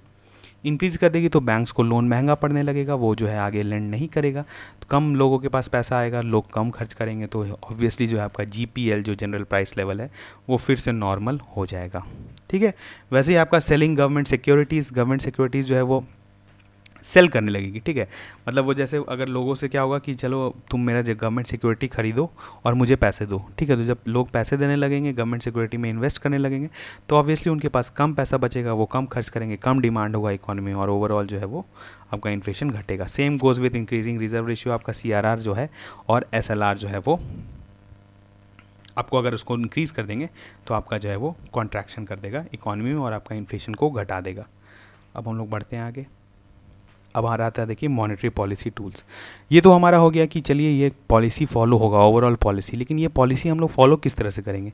हमारे पास कुछ ना कुछ तो टूल्स होना चाहिए ना, कि इसी से तो हम इन्फ्लेशन या डिफ्लेशन वाले कंडीशन से बाहर निकलेंगे। तो हमारे इस टूल्स को हम लोग दो तरीके से डिफाइन कर सकते हैं, एक है क्वांटिटेटिव, एक है क्वालिटेटिव। अब यहाँ पर हम लोग ब्रॉड डेफिनेशन देख लेते हैं। क्वांटिटेटिव का मतलब क्या हुआ, जो आपके एक्चुअली मनी सप्लाई पर इफेक्ट करता है क्वांटिटेटिवली, मतलब जो भी आपका क्वांटिटी है, जैसे एग्जांपल हम लोग लेते हैं कि अगर रिज़र्व रेशियो है, ठीक है, जैसे कोई भी चीज़ का, जैसे बैंक जो है सीआरआर रखती है, ठीक है, तो अगर हम लोग सीआरआर को इंक्रीज़ कर रहे हैं, ठीक है, तो सीआरआर को इंक्रीज़ कर रहे हैं तो वो पैसा जो है बैंक को जो वो ज़्यादा पैसा अपने साथ रखना पड़ेगा और कम पैसा जो है वो लोन देगा। तो यहाँ पर आप देख रहे हैं कि यहाँ पर कुछ अमाउंट है, ठीक है, एक्चुअल अमाउंट पे अफेक्ट पड़ा, तो ये आपका क्या हुआ, क्वांटिटेटिव, ठीक है, जो कि आपके एक्चुअली जो आपका जितना क्वांटिटी ऑफ मनी सप्लाई है उस पर इफेक्ट कर रहा है। दूसरा क्या हुआ, क्वालिटेटिव मतलब क्या होता है, देखिए मनी का भी दो पहलू होता है, या दो तरीका से आप बोल सकते हैं, उसका क्वालिटीज़ होता है। एक तो क्वांटिटेटिव क्वालिटीज़ हुआ, ठीक है, एक बढ़ना या घटना। दूसरा क्या होता है कि आप किस डायरेक्शन में वो मनी फ्लो कर रहा है, ठीक है। यहाँ पर हम लोग देखेंगे जब क्वालिटेटिव मॉनेटरी पॉलिसी, उसमें होता है क्या कि आरबीआई जो है वो इन्फ्लेशन और डिफ्लेशन कंट्रोल करने का कोशिश करेगा, लेकिन वो करेगा थ्रू क्वालिटेटिव मेजर्स। ऐसा करेगा कोशिश कि पैसा जो है वो किसी सेक्टर में ना जाए, ठीक है, जिस सेक्टर में इन्फ्लेशन क्रिएट हो रहा है उस सेक्टर में नहीं जाए, ठीक है। या दूसरा तरीका हो कि जो पैसा है उसका इक्वल डिस्ट्रीब्यूशन हो, ताकि इन्फ्लेशन जो है वो कंट्रोल में आ जाए, ठीक है। तो इसीलिए होता है कि एक टूल को हम लोग बोलेंगे क्वांटिटेटिव, जो कि आपके एक्चुअली क्वांटिटी ऑफ मनी पर इफेक्ट करेगा। दूसरा क्वालिटी, मतलब कि जो भी आपका लोन का पैसा जो जा रहा है वो किस सेक्टर में जाएगा या कैसे जाएगा, ठीक है, या किन लोगों को फ़ायदा होना चाहिए उससे, तो वो हमारे टूल्स को बोलते हैं क्वालिटेटिव, ठीक है। अब हम लोग बढ़ते हैं आगे, एक एक करके हम लोग देखेंगे। देखिए सबसे पहले आता है आपका क्वांटिटेटिव टूल्स, ठीक है, इसको बोलते हैं स्टैट्यूटरी रिजर्व रेशियोज़, ठीक है। यहाँ पर एक आपका जो पहला डेफिनेशन था, देखिए स्टैट्यूटरी रिजर्व रिक्वायरमेंट जो है, ठीक है, रिक्वायरमेंट इन लोग हमारे कंट्री में जनरली दो तरह का होता है, सीआरआर और एसएलआर, जो कि आपका वाइडली यूज चीज़ है। तो इसमें सबसे पहले हम लोग देखते हैं कैश रिजर्व रेशियो क्या होता है, ठीक है। उससे पहले हम लोग देख लेते हैं आपका एनडीटीएल क्या होता है, ठीक है। कि अब क्या होता है कि बैंक्स में हमने अभी जस्ट पढ़ा, पैसा जो है वो कैसे आपका ये होता है, बताइए। पैसा जो हम लोग दो फॉर्म में लेते हैं, एक डिमांड डिपॉजिट, एक टाइम डिपॉजिट। डिमांड डिपॉजिट आपका क्या होता है, जो आपका करंट अकाउंट और सेविंग अकाउंट होता है, और टाइम डिपॉजिट आपका क्या होता है, जो आपका मतलब जो आपका फिक्स डिपॉजिट होता है और रेकरिंग डिपॉजिट होता है, ठीक है। अब ये जो आपका देखिए, जो एक तरह से जो बैंक में ये जमा हुआ पैसा, ठीक है, ये आपका जो टाइम और जो डिमांड डिपॉजिट्स जो ये जमा हुआ है, तो ये क्या है कि ये बैंक के पास ये पैसा आ गया, ठीक है, ये एक्चुअली उसका लाइबिलिटीज़ है, इसी इसको NDTL बोलते हैं, ये लाइबिलिटीज़ हुआ। और ये पैसा जो है बैंक क्या यूज़ करती है, कुछ पैसा तो उसको जो अभी हम लोग देखेंगे CRR और SLR के फॉर्म में रखना पड़ता है, और बाकी पैसा जो है वो फर्दर जो है वो ट्रांसफ़र कर देती है इन टर्म्स ऑफ लोन्स, क्योंकि अगर बैंक जो है वो लोन नहीं देगी तो वो कमाई कहाँ से करेगी, ठीक है, उसके एम्प्लॉयज़ का उसको सैलरी देना पड़ता है और बैंक को प्रॉफिट भी कमाना होता है। तो वो कैसे करती है, इसी तरह से जो आप पैसा बैंक में डालते हैं, हम ही जो लोग जो पैसा जो बैंक में डालते हैं, उसी पैसा को जो है वो बैंक आगे लोन्स में फॉरवर्ड करती है या बिजनेसेस करती है उससे, ताकि जो है हमको वो, क्योंकि आपको पता है कि आपको सेविंग्स पे भी जो है आपको कुछ इंटरेस्ट रेट मिलता है, ठीक है, एनुअल इंटरेस्ट रेट मिलता है, तो वो इंटरेस्ट रेट देने के लिए भी बैंक को आपको क्या करना पड़ेगा, कुछ फ़ायदा कमाना पड़ेगा, तभी आपको वो पैसा देगी। ऐसे तो हमारा जो है पैसा बैंक क्यों रखेगी, ठीक है, अगर उसको कुछ फ़ायदा नहीं हो रहा है तो बैंक्स जो है वो पैसा क्यों रखेगी। तो बैंक्स क्या करती है, जो हमारा जो ये टाइम और जो डिमांड डिपॉजिट्स है, ये अपना ये पैसा जो है इसका कुछ % जो है अपने पास सेव करके रेस्ट जो है वो लोन्स में फॉरवर्ड करती है। अब देखिए यही सेविंग्स क्या होता है, देखिए अब क्या होता है कैश रिजर्व रेशियो, ठीक है। कैश रिजर्व रेशियो क्या होता है, RBI का अंडर RBI एक्ट 1934 होता क्या है कि ये मैंडेटेड है कि सारे बैंक्स को जो उसका NDTL है, ठीक है, NDTL जो नेट डिमांड एंड टाइप जो हमारा लाइबिलिटी होता है, इसका क्या है कि इसका अभी करेंटली जो आप देख लेंगे इसका 3% या 4% है, ठीक है। इसके अंडर जो है ये इतना पैसा जो है इसको अपने पास मेंटेन करके रखना पड़ता है, ठीक है। और मेंटेन कैसे करके रखना पड़ता है, ये इसको मेंटेन करना पड़ता है विद RBI, ठीक है। RBI के साथ जो है ये पैसा उसको या तो कोई एक अकाउंट बनाएगी RBI, ठीक है, जिसमें इस पैसा को रखना पड़ता है, और ये जो है पूरी तरह से कैश में रहेगा, ठीक है। और इसका मतलब ये इसको ऐसा नहीं कि इसको कुछ चीज़ में कन्वर्ट कर दें, गवर्नमेंट सिक्योरिटीज़ में कन्वर्ट कर दें, ये पूरी तरह से आप बैलेंस जो है ये मेंटेन्ड होता है विथ RBI, ठीक है। और इस पे क्या होता है कि इसमें बैंक्स अगर ये RBI को पैसा दे रही है, इतना पैसा जैसे NDTL का जो 4% या 3% जो वो दे रही है, तो इस पर जो है उसको कुछ प्रॉफिट नहीं मिलता है, मतलब ऐसा नहीं है कि वो RBI को वो पैसा दे रहा है तो उसका कुछ % उसको इंटरेस्ट देगा, ठीक है, ये उसको मैंडेटरीली मेंटेन करना पड़ता है। और इसका रीज़न बिहाइंड क्या होता है कि अगर बैंक रन हो, बैंक रन्स मीन्स आपका बैंक जो है आपका फेल हो जाए, ठीक है, आपका किसी कंडीशन में जो है बैंक फेलियर हो जाए, तो उस केस में क्या है कि इतना पैसा जो है वो RBI के पास रहेगा कि उस गवर्नमेंट को अगर उस बैंक को अगर उसको बेल आउट करना है या उसको बचाना है तो वो उस पैसे से कर सकती है, या फिर जो है लोगों का भी जो पैसा हो उसको नुकसान नहीं हो, ठीक है। उसके बाद क्या है देखिए, it is counted on NDTL on fortnightly basis, मतलब आपका NDTL जो फोर्टनाइटली मीन्स वाला 15 डेज़ पर होता है, अगर 15 डेज़ में आपका जो भी NDTL जो आपका जमा हुआ है उस पर 4% जो है वो बैंक मेंटेन कर रहा है कि नहीं कर रहा है, ठीक है, क्योंकि आपको कुछ टाइम लिमिट सेट करना पड़ेगा कि इसके बीच जो है हम जो है उसको रिव्यू करेंगे, अगर उसको नहीं कर रहा है तो फिर जो होता है फिर वो पेनल्टी उस पर इम्पोज होता है अगर वो मेंटेन नहीं करता है, ठीक है।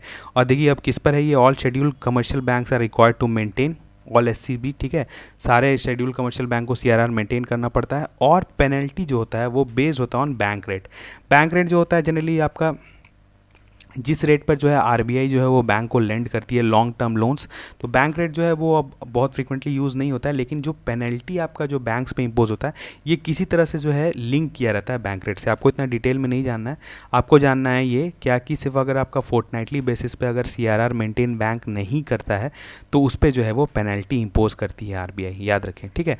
और आपका CRR जो है वो आप कमेंट सेक्शन में बताइए कि अभी करेंटली कितना है, 4% है या 3% है, ठीक है।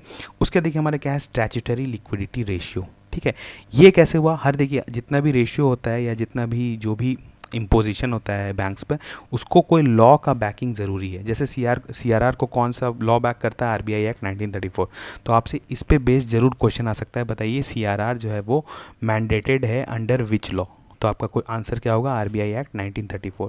सेम गोज़ विथ SLR में क्या होता है, SLR आपका है बैंकिंग रेगुलेशन एक्ट 1949।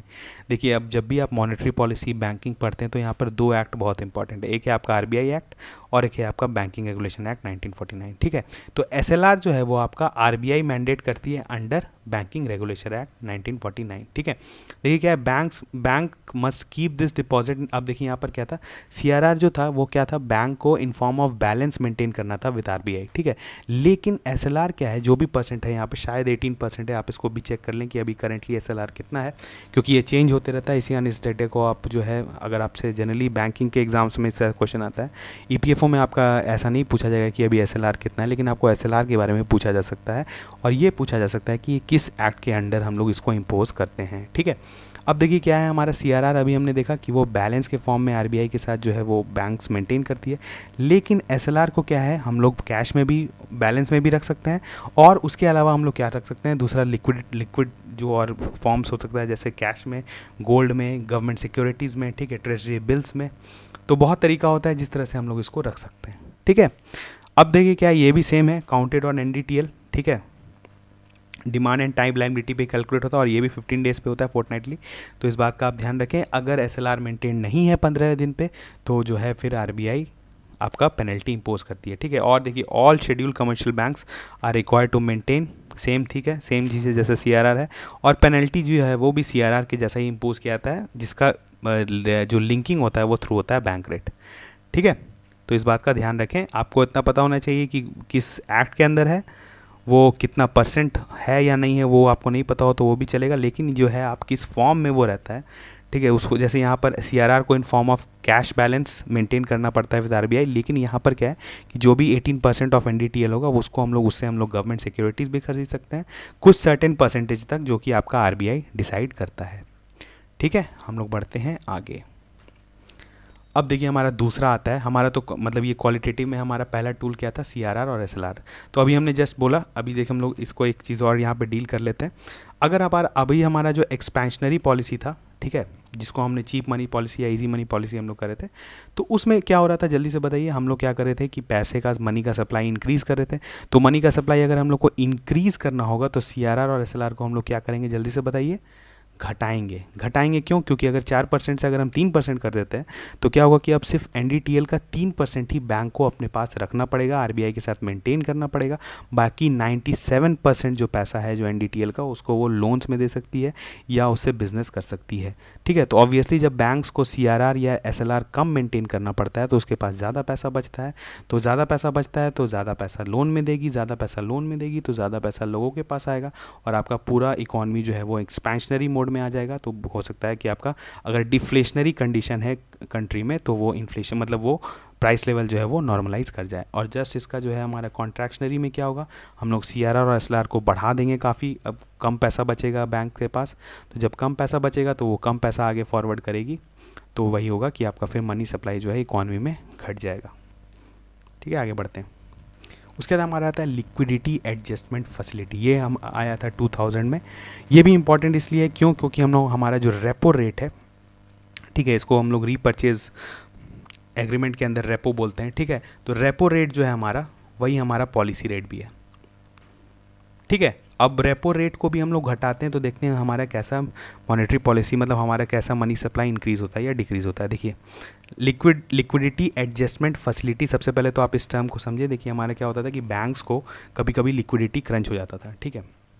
तो लिक्विडिटी क्रंच होने से वजह से क्या होता है, उसके पास जैसे उसको या तो उससे एनडीटीएल मेंटेन नहीं हो रहा है, एनडीटीएल या सीआरआर एसएलआर मेंटेन नहीं हो रहा है, या कहीं लोन्स में देना है तो वो उसको कुछ पैसा घट जाता था, लिक्विडिटी क्रंच हो जाता था। तो उस केस में क्या होता था कि आरबीआई एक फैसिलिटी दी कि चलो ठीक है, हम तुमको एक फैसिलिटी देते हैं कि अगर तुमको कभी लिक्विडिटी क्रंच हो जाए तो हम तुमको शॉर्ट टर्म लोन्स जो है वो दे देंगे, ठीक है, शॉर्ट टर्म्स लोन देंगे। लेकिन अब क्या होता है, देखिए यहाँ पर हम लोग इसके बारे में देखते हैं। देखिए it is a facility under which RBI lends short term loans to its borrowers, ठीक है। अब यहाँ पर क्या है, यहाँ पर लोन जो देता है वो कोलैटरल के एवज में देता है। कोलैटरल मीन्स आप समझे कि ऐसा नहीं है कि अगर बैंक्स जो आए बोले कि हमको लोन चाहिए आरबीआई से तो हम दे देंगे, नहीं। वो क्या होता है, फिर वो उसको अपना जो उसके पास गवर्नमेंट सिक्योरिटीज़ है वो जो है वो आरबीआई के पास रखना पड़ता है एज अ कोलैटरल, ठीक है। और यहाँ पर क्या होता है, यहाँ पर एक रीपर्चेज एग्रीमेंट साइन होता है। यहाँ पर ध्यान रखें, यहाँ पर रीपर्चेज एग्रीमेंट साइन होता है। देखिए यहाँ पर क्या होता है, borrowers enter into agreement with RBI to repurchase their G sec at a future date at a higher price. अब यहाँ पर आरबीआई जब आपको पैसा दे रही है तो फ्री का तो नहीं बांटेगी, बैंक को बोलेगी कि चलो हम तुमको पैसा दे रहे हैं तो इसके बदले हमको कुछ इंटरेस्ट तुम देना। लेकिन इंटरेस्ट क्या देना, जैसे अगर फॉर एग्जांपल अगर वो जैसे जीसेक, अभी जैसे एक बैंक के पास एक गवर्नमेंट सिक्योरिटी है, ठीक है। वो बोला, और 100 रुपीज़ का वो गवर्नमेंट सिक्योरिटी है, ठीक है। वो बोला कि चलो ये वाला 100 सिक्योरिटी, मतलब ये वाला 100 रुपीज़ का तुम गवर्नमेंट सिक्योरिटी अपने पास रख लो, ठीक है, और एक सर्टेन डेट के बाद हम इसी गवर्नमेंट सिक्योरिटी को हम तुमसे जो है वो 110 रुपीज़ में ख़रीद लेंगे। मतलब ये हुआ कि जो बैंक्स जो वो अगर अपना गवर्नमेंट सिक्योरिटी जब उसका लोन वापस करने लगेगी तो वो लोन वापस करेगी, प्लस जो वो 10 रुपये ज़्यादा जो देना पड़ेगा उसको, तो वही जो हुआ वो एक तरह से इंटरेस्ट रेट हो गया आरबीआई के लिए। तो आरबीआई का जो वो फाइनली कमाई हो गया, ठीक है। तो इसी तरह से यहाँ पर रीपर्चेज एग्रीमेंट जो है वो साइन होता है। अब हुआ कि भाई चलो लोन तो हम तुमको दे रहे हैं, तो ये किस रेट पर देंगे? आरबीआई जो है तुमको लोन दे रही है तो किस रेट पे दे रही है? तो इसी को हम लोग बोलते हैं रेपो रेट, ठीक है। आरबीआई जिस रेट पर जो है लेंड कर रही है बैंक्स को शॉर्ट टर्म लोन्स, उसको कहते हैं रेपो रेट, ठीक है। और इसी को हम लोग हमारे कंट्री में यूज़ होता है एज अ पॉलिसी रेट। इसी से हम लोग कंट्रोल करते हैं इन्फ्लेशन। मतलब आरबीआई जो है आपका मॉनेटरी पॉलिसी कमेटी जो है वो होता है ना कि डिसीजन लेके निकालता है हर वो, मतलब उसका मीटिंग हुआ तो उसमें ये डिसाइड होता है कि हम लोग रेपो रेट को घटाएंगे या बढ़ाएंगे, ठीक है। इसी बात का आप ध्यान रखिए, अगर आपको पूछा जाए कि हमारे कंट्री में पॉलिसी रेट कौन सा है, तो वो ना ही सीआरआर है ना ही वो एसएलआर है, वो क्या है? रेपो है, ठीक है। और क्या देखिए, banks can't pledge their SLR quota. हाँ, यहाँ एक इंपॉर्टेंट चीज़ है क्या, जैसे अभी हमने क्या देखा, एसएलआर जो है बैंक्स को मेंटेन करना पड़ता है, ठीक है, और वो दूसरे लिक्विड एसेट्स में भी करती है, गोल्ड, गवर्नमेंट सिक्योरिटीज़। लेकिन यहाँ पर क्या है कि जो गवर्नमेंट सिक्योरिटीज़ जो एसएलआर के जैसे 18% एनडीटीएल का जो बैंक मेंटेन कर रही है, तो उसमें जो उसके पास भी कुछ गवर्नमेंट सिक्योरिटीज़ होगा उस अकाउंट में भी 18% के, तो वो वाला गवर्नमेंट सिक्योरिटीज़ जो है वो बैंक यूज़ नहीं कर सकती है एलएएफ के अंदर, ठीक है। मतलब ऐसा नहीं है कि ये बैंक जो बोलेगी अच्छा ये मेरा एसएलआर वाला मेरा गवर्नमेंट सिक्योरिटी है, इसको तुम आरबीआई रख लो और इसके बाद हमको पैसा दे दो, नहीं, वो नहीं कर सकती। उसके अलावा जो गवर्नमेंट सिक्योरिटीज़ है वो उसको देना पड़ेगा, ठीक है। अब देखिए क्या होता है, जस्ट इसका ऑपोजिट रिवर्स रेपो क्या होता है कि जस्ट कभी कभी क्या होता है कि एक्सेस मनी हो जाता है बैंक के पास, ठीक है, या जो भी कितना कमर्शियल बैंक्स हैं उनके पास जब एक्सेस पैसा आता है तो वो कुछ पैसा जो है वो पार्क करना चाहते हैं कहीं जगह जहाँ से उसको प्रॉफिट हो, ठीक है। तो वो क्या करते हैं, वो कुछ पैसा आरबीआई को देते हैं। आरबीआई क्या करती है, आरबीआई को भी कभी क्या होता है कि लिक्विडिटी मैनेज करने के लिए, ठीक है, गवर्नमेंट सिक्योरिटीज इशू करना पड़ता है। तो वो क्या बोलेगी, यहाँ पे जस्ट ऑपोजिट होता है क्या, RBI enters into agreement with lenders to repurchase G secs at future date at a higher price, ठीक है। यहाँ पर क्या करेगी, गवर्नमेंट जो आरबीआई है वो गवर्नमेंट सिक्योरिटी दे देगी बैंक को और बोलेगी तुम हमको पैसा अभी दे दो और कुछ सर्टेन टाइम के बाद जो है हम तुम्हारा ये गवर्नमेंट सिक्योरिटी खरीद लेंगे एट अ हायर प्राइस, ठीक है। और रिवर्स रेपो रेट जो होता है हमेशा, और रिवर्स रेपो वही हुआ जिस रेट पर जो है मतलब बैंक जो दे रही है आरबीआई को पैसा, और ये जो है हमेशा जो है रेपो से जनरली जो है ये कम रहता है। और यहाँ पर अभी करेंटली कितना कम है, 0.25%, ठीक है। तो इस बात का आप ध्यान रखें, अगर आपका 8% अगर आपका रेपो रहेगा तो आपका जो रिवर्स रेपो होगा वो होगा 7.75%, ठीक है। हम एक हाइपोथेटिकल जो है डेटा ले लिए हैं, लेकिन आप जो है इसका एग्जैक्टली आप एक बार देख लें कि आपका रेपो कितना है और रिवर्स रेपो कितना है। हम लोग उसके बाद आगे बढ़ते हैं। देखिए आगे आपका मार्जिनल स्टैंडिंग फैसिलिटी, ये आया आपका 2011 में। अब देखिए हम लोग इसको क्या करेंगे, हम लोग इसको कंट्रास्ट विथ एलएएफ पढ़ेंगे। दो लिक्विडिटी एडजस्टमेंट का आपका जो है बहुत इंपॉर्टेंट है, एक है एलएएफ, एक है एमएसएफ, ठीक है। और ये दोनों जो है आपका क्वांटिटेटिव मॉनेटरी पॉलिसी टूल्स भी है, ठीक है। इसी कारण इसको पढ़ना आपके लिए इंपॉर्टेंट है। एलएएफ हमने पढ़ लिया, कैसे रेपो होता है, कैसे रिवर्स रेपो होता है। एमएसएफ में क्या होता है हम लोग उसको देखते हैं, ठीक है। तो ये मार्जिनल स्टैंडिंग फैसिलिटी क्या है, MSF is a window for schedule banks, यहाँ पे ध्यान रखिए सिर्फ शेड्यूल बैंक्स के लिए है ये, to borrow overnight from the RBI in an emergency situation when interbank liquidity dries up completely, ठीक है। यहाँ पर भी अगर कुछ लिक्विडिटी क्रंच होता है तो कभी कभी बैंक को क्रंच होता है लिक्विडिटी का, तो वो ओवरनाइट जो है वो आरबीआई से बोरो कर सकती है। एमएसएफ जो हुआ बहुत ही इमरजेंसी कंडीशन में बैंक्स जो है उसको यूज़ करता है, ठीक है। और ओवरनाइट लोन्स जो है वो आरबीआई बैंक को दे देती है, चलो तुम अपना लिक्विडिटी एडजस्ट कर लो, ठीक है। अब देखिए क्या है, repo rate is given to banks that are looking to meet their short term financial needs, ठीक है, while the MSF is meant for lending overnight to banks, ठीक है। कभी कभी इंटर बैंक ट्रांजैक्शंस होता है, कुछ बैंक को जो है ट्रांजैक्शन करना पड़ता है, किसी दूसरे बैंक को जो है अपना अकाउंट सेटल करने के लिए पैसा देना पड़ता है, पर वो कभी कभी बैंक्स के पास नहीं रहता है, तो वो क्या करेगी, उसके पास पैसा कहाँ से आएगा, तो वो जो है वो आरबीआई को बोलती है चलो हम एमएसएफ के अंदर तुमसे कुछ पैसा ले लेते हैं और तुम जो है हम तुमको फिर जो है तुरंत लौटा देंगे, ठीक है। अब देखिए lending at repo rates involves a repurchase agreement, अभी हमने पढ़ा जो बैंक्स और आरबीआई जो है वो और बैंक्स जो है वो आपस में साइन करती है, लेकिन यहाँ पर ऐसा कुछ भी नहीं होता है, ठीक है। इन एमएसएफ जो है हम लोग ऐसा कोई भी एग्रीमेंट में जो है साइन नहीं करते हैं, सिर्फ पैसा जो है ऐसे दे दिया जाता है। और देखिए क्या है, under MSF banks are also allowed to use securities that come under, यहाँ पर देखिए एसएलआर कोटा वाला जो सिक्योरिटीज़ है इसको भी बैंक्स यूज़ कर सकती है। तो आपके पास डिफरेंस क्या क्या आया बताइए एसएलआर और एमएसएफ में? पहला तो ये कि ओवरनाइट लोन के लिए, दूसरा क्या कि इसमें कोई रीपर्चेज एग्रीमेंट नहीं साइन करना पड़ता है। उसके बाद क्या है, ये जो है सिर्फ आपके शेड्यूल कमर्शियल बैंक्स के लिए है। उसके बाद जो है आपका lending at repo rates involve repurchase जो है, यहाँ पर रीपर्चेज एग्रीमेंट नहीं साइन करना पड़ता। और एमएसएफ जो है आपका वो आप कह सकते हैं मतलब यहाँ पर क्या है दैट कम, और एसएलआर कोटा के अंदर जो है आपका उसको भी यूज़ कर सकता है, ठीक है। और जनरली जो आपका एमएसएफ में जो इंटरेस्ट रेट होता है, एमएसएफ रेट जिसको हम लोग बोलते हैं, वो जनरली जो है आपका रेपो से जो है वो 0.25% ज़्यादा रहता है, ठीक है। पहले तो 0.1 पहले 1% ज़्यादा रहता था, पर अभी जो है करेंटली 0.25% है, ठीक है। अब एक कंसेप्ट आता है आपका पॉलिसी कॉरिडोर, इसको भी हम लोग देख लेते हैं, इस पे आपसे क्वेश्चन आ सकता है। देखिए भाई अभी जैसे हमने कहा क्या आपका रेपो है, रेपो समझिए आपकी कंट्री में 7% है, ठीक है। तो रेपो पर ही बेस्ड हमारा एमएसएफ होता है, क्या उस पर जस्ट 0.25% अगर आप ऐड कर देंगे तो 7.25% आपका एमएसएफ का रेट हो जाएगा, और अगर आप उसमें 0.25% माइनस कर देंगे तो 6.75% आपका रिवर्स रेपो हो जाएगा। जनरली यही ट्रेंड फॉलो होता है, लेकिन हम लोग जो है जैसे अगर आपसे पूछा जाए कि व्हाट इज़ पॉलिसी कॉरिडोर, तो यही हमारा 0.25% का जो है ये पॉलिसी कॉरिडोर है, ठीक है। ये एक डेफिनेशन है, ये आप इसको समझ सकते हैं। अगर आपसे कहीं पूछा जाए तो पॉलिसी कॉरिडोर क्या है, तो पॉलिसी टू कॉरिडोर क्या है, जो रिवर्स या एमएसएफ के बीच में जो इंटरेस्ट रेट का जो डिफरेंस है, या रिवर्स रेपो या रेपो के बीच में जो इंटरेस्ट रेट का डिफरेंस है, उसी को हम लोग पॉलिसी कॉरिडोर कह देते हैं, ठीक है। बढ़ते हैं आगे। अब आ गया हमारा ओपन मार्केट ऑपरेशंस, ये हमारा फोर्थ है। अभी तक हमने 3 देखा, क्या क्या देखा सबसे पहले बताइए। पहले हमने स्टैट्यूटरी रिजर्व रेशियोज देखा, जिसमें हम लोग सीआरआर एसएलआर देखे। उसके बाद हमने क्या देखा, लिक्विडिटी एडजस्टमेंट फैसिलिटी, जिसके अंदर हमने रेपो और रिवर्स रेपो देखा। उसके बाद हमने देखा मार्जिनल स्टैंडिंग फैसिलिटी, जो कि आपका 2011 में इंट्रोड्यूस हुआ था, और उसमें हमने पढ़ा क्या कि एमएसएफ रेट जो है कैसे डिफरेंट होता है आपका रेपो से।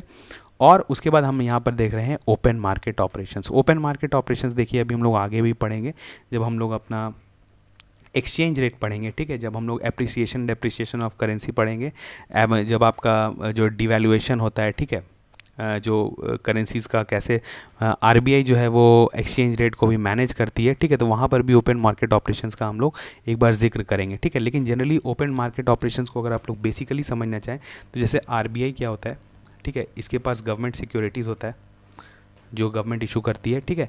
अब क्या होता है कि जब मार्केट में एक्सेस लिक्विडिटी, ये आपका मार्केट है, अगर एकदम बेसिकली आप समझना चाहें तो अब क्या होती है कि अभी हमने जस्ट देखा क्या करेगी वो गवर्नमेंट सिक्योरिटी जो है वो, जैसे अगर मार्केट में इन्फ्लेशन इंक्रीज़ हो रहा है, हम लोग पहला कंडीशन लेते हैं जब आपका इन्फ्लेशन इंक्रीज़ हो रहा है।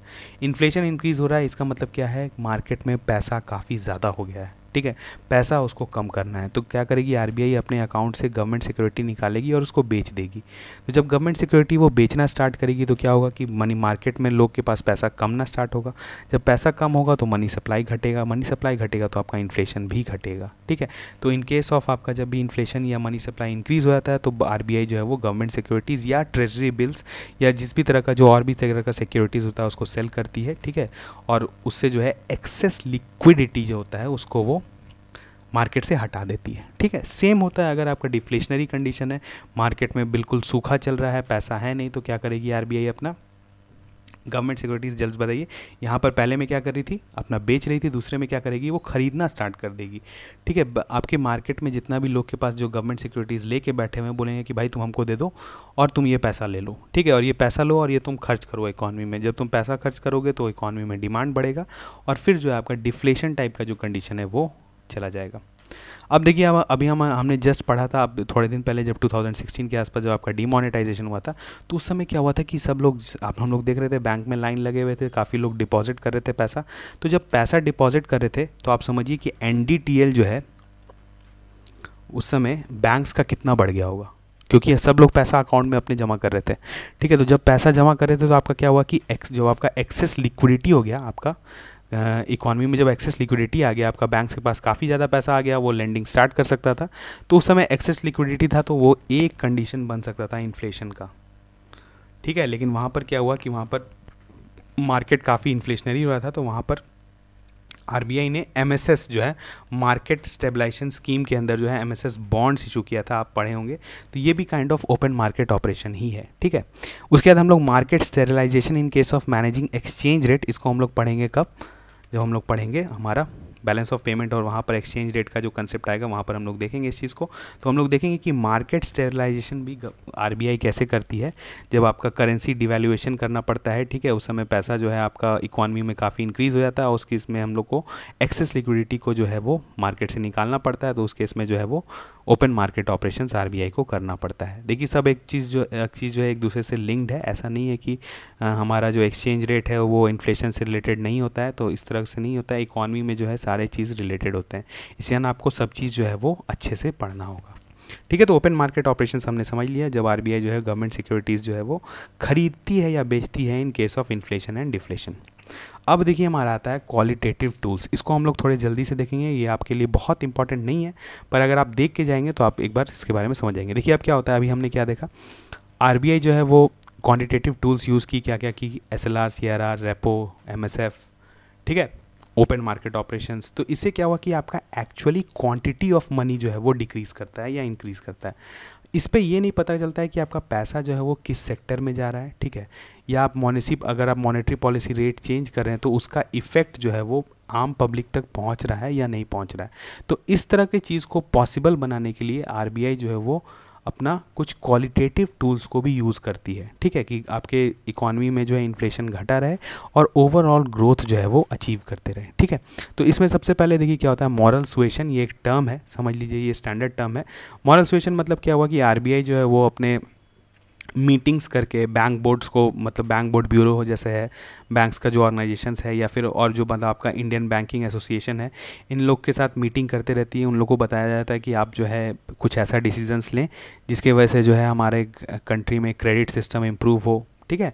तो वो सब जो मतलब आपका कह सकते हैं आप थ्रू टॉक्स, जो भी आरबीआई जो नेचर ऑफ बैंक्स में चेंज लाती है उसको कहते हैं मॉरल सुएशन। मतलब एक तरह से समझिए कि आप पैरवी करना बैंक्स को, या उनका जो है उनको उनसे रिक्वेस्ट करना कि आप जो है ऐसा काम करें, ठीक है, क्योंकि हमारे कंट्री में जो है इन्फ्लेशन घटे और क्रेडिट का जो है वो सिस्टम इम्प्रूव हो, ठीक है। तो इसको कहते हैं मॉरल सुएशन।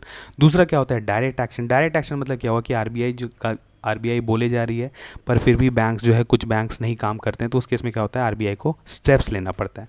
और डायरेक्ट एक्शन बेसिकली जो होता है वो प्यूनिटिव इन नेचर है, जैसे आप सुनते होंगे प्रॉम्प्ट करेक्टिव एक्शंस है एक तरह का। जब बैंक्स जो है वो कैपिटल एसेट, जब अपना कैपिटल्स मेंटेन नहीं करती है, एडिक्वेट कैपिटल मेंटेन नहीं करती है और लोन पे लोन देते जाती है, तो उस केस में क्या होता है कि बैंक जो है वो, आरबीआई जो है वो प्रॉम्प्ट करेक्टिव एक्शन ले आती है उसके अंदर। और जनरली ऐसा भी होता है जब आपका कुछ दूसरा भी जो बैंक्स जो है वो, अगर जो आरबीआई जो नॉर्म्स सेट की है उसको फॉलो नहीं कर रहा है, तो उस केस में जो है आरबीआई पेनल्टी इंश्योर करता है, ठीक है। तो डायरेक्ट एक्शन का मतलब ये समझ लीजिए कि आरबीआई जब कुछ चीज़ के लिए पेनलाइज करेगा बैंक को, तो उस केस में हम लोग कहेंगे कि आरबीआई जो है वो डायरेक्ट एक्शन लिया है, ठीक है। और ये है काइंड ऑफ क्वालिटेटिव टूल, ठीक है। उसका देखिए क्या होता है, सेलेक्टिव क्रेडिट कंट्रोल, ये काफ़ी बड़ा टर्म है, पर आप अगर उसको एकदम स्मॉल, अगर आप ब्रीफ में समझना चाहते हैं तो आप समझिए कि जो भी आपका क्रेडिट हो रहा है, ठीक है, क्रेडिट अब ऑब्वियसली बैंक्स के यहाँ, आरबीआई तो क्या करती है, आरबीआई सिर्फ रेपो रेट चेंज करती है, पॉलिसी रेट चेंज करने का, लेकिन बाकी जो भी मतलब जिस भी कस्टमर को लोन देना रहता है वो तो फाइनल बैंक करता है। तो बैंक पे बहुत सारा चीज़ डिपेंड करता है, ठीक है। आपके मॉनेटरी पॉलिसी का पूरा एफिशिएंसी, ठीक है, वो डिपेंड करता है बैंक पर। बैंक कितने अच्छे से क्रेडिट दे रहा है, बैंक कितने अच्छे से अपना एसेट्स मेंटेन कर रहा है, तो वो पूरी तरह से बैंक पे डिपेंड करता है, ठीक है। अब क्या होता है कि बैंक जो होता है किसी सेक्टर में लोन जो है वो दिए जा रहा है, ठीक है, उसको फ़ायदा मिल रहा है, उससे वो लोन दिया रहा है। तो अब क्या हो रहा है कि उस सेक्टर में हो सकता है इन्फ्लेशन आ जाए, ठीक है, या वो सेक्टर जो है वो एनपीएस करने लग रहा है, डीस्टेबलाइज कर रहा है इकॉनमी में। तो जब आप आरबीआई ऐसा कंट्रोल कर सकती है बैंक्स पे कि आप जो है इस सेक्टर में इतना कैपिंग कर दे कि आप इतना ही लोन दे सकते हैं, ठीक है। दूसरा क्या कर सकती है, जैसे पीएसएल नॉर्म्स होता है, जैसे प्रायोरिटी सेक्टर लेंडिंग नॉर्म्स होता है। इसमें क्या होता है कि बैंक्स को अपना एनडीटीएल का ही, ठीक है, जो लोन का जो पैसा टोटल जो वो देती है उसका कुछ परसेंट जो है उसको प्रायोरिटी सेक्टर्स को देना पड़ता है। अब प्रायोरिटी सेक्टर्स क्या होता है, जैसे आपका एमएसएमई हुआ, एग्रीकल्चर हुआ, इसको हम लोग डिटेल में देखेंगे हमारे बैंकिंग वाले लेक्चर में, ठीक है। लेकिन आप समझ लीजिए कि पीएसएल नॉर्म्स जो होता है वो शेड्यूल कमर्शियल बैंक्स को फॉलो करना पड़ता है। उसमें क्या है कि कुछ पैसा आपको, जो जितना भी आप लोन दे रहे हैं, जो भी टोटल, उसका कुछ पैसा आपको इन सब सेक्टर में ही देना पड़ता है। तो इससे क्या होता है बताइए, सेलेक्टिव क्रेडिट क्रेडिट कंट्रोल से क्या हुआ आपका, आप क्या करें कि आप एक सस्टेनेबल डेवलपमेंट और एक इक्विटेबल ग्रोथ जो होता है इकॉनमी में वो इंश्योर कर रहे हैं। मतलब ऐसा नहीं है कि किसी एक सेक्टर में अगर इंफ्रास्ट्रक्चर में दे रहे हैं तो उसी में बैंक सारा पैसा दे दें, ऐसा नहीं है। आपको एमएसएमई को भी देना पड़ेगा, आपको एग्रीकल्चर को भी देना पड़ेगा, ठीक है, आपको वीकर सेक्शंस को भी पैसा देना पड़ेगा कि वो भी लोन लेकर अपना जो है वो कुछ इकोनॉमिक एक्टिविटीज़ करें और ओवरऑल ग्रोथ जो है वो इंश्योर करें, ठीक है। उसके बाद हमारा देखिए आता है मार्जिन रिक्वायरमेंट। ये भी एक तरीका से आप जो है आरबीआई यूज़ करती है, ठीक है। जैसे फॉर एग्जांपल अगर आप सोचिए, जैसे इसको लोन टू वैल्यू रेशियो भी कहते हैं। जैसे अगर सोचिए कि अगर आप गोल्ड लोन ले रहे हैं, जैसे मुथूट फाइनेंस या कोई भी जो है फॉर दैट मैटर जो आपके गोल्ड लोन्स देते हैं, तो आप जब आप जाके देखते होंगे जब वहाँ पर आप लोन लेते होंगे, अभी जो हमारे कंट्री में जो अभी जो कोरोना की वजह से जब अभी काफ़ी लोगों का जॉब चला गया था, तो उस समय बहुत लोग गोल्ड लोन लिए हैं, ठीक है। तो गोल्ड लोन में क्या होता है, जैसे आप गोल्ड लेके गए, ठीक है, तो आप गोल्ड लेके गए तो गोल्ड का जो भी वैल्यू होता है उसका कुछ परसेंट ही आपको लोन मिलेगा, ठीक है। अगर जैसे वो मान के चलिए वो 50,000 का आपका गोल्ड है, तो आपको 25,000 रुपया ही 50% ही जो है वो आपको लोन मिलेगा, ठीक है।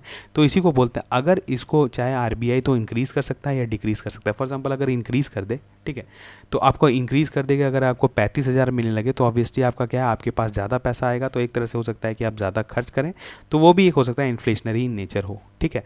अगर इसको चाहे तो इसको घटा भी सकता है, तो इसको भी कहते हैं मार्जिन रिक्वायरमेंट। या फॉर दैट मैटर आप जैसे कोलैटरल, कोई भी तरह का कोलैटरल होता है, उसका कुछ सर्टेन परसेंट तक आपको लोन देना पड़ता है, मतलब लोन अमाउंट आपको मिल सकता है, ठीक है।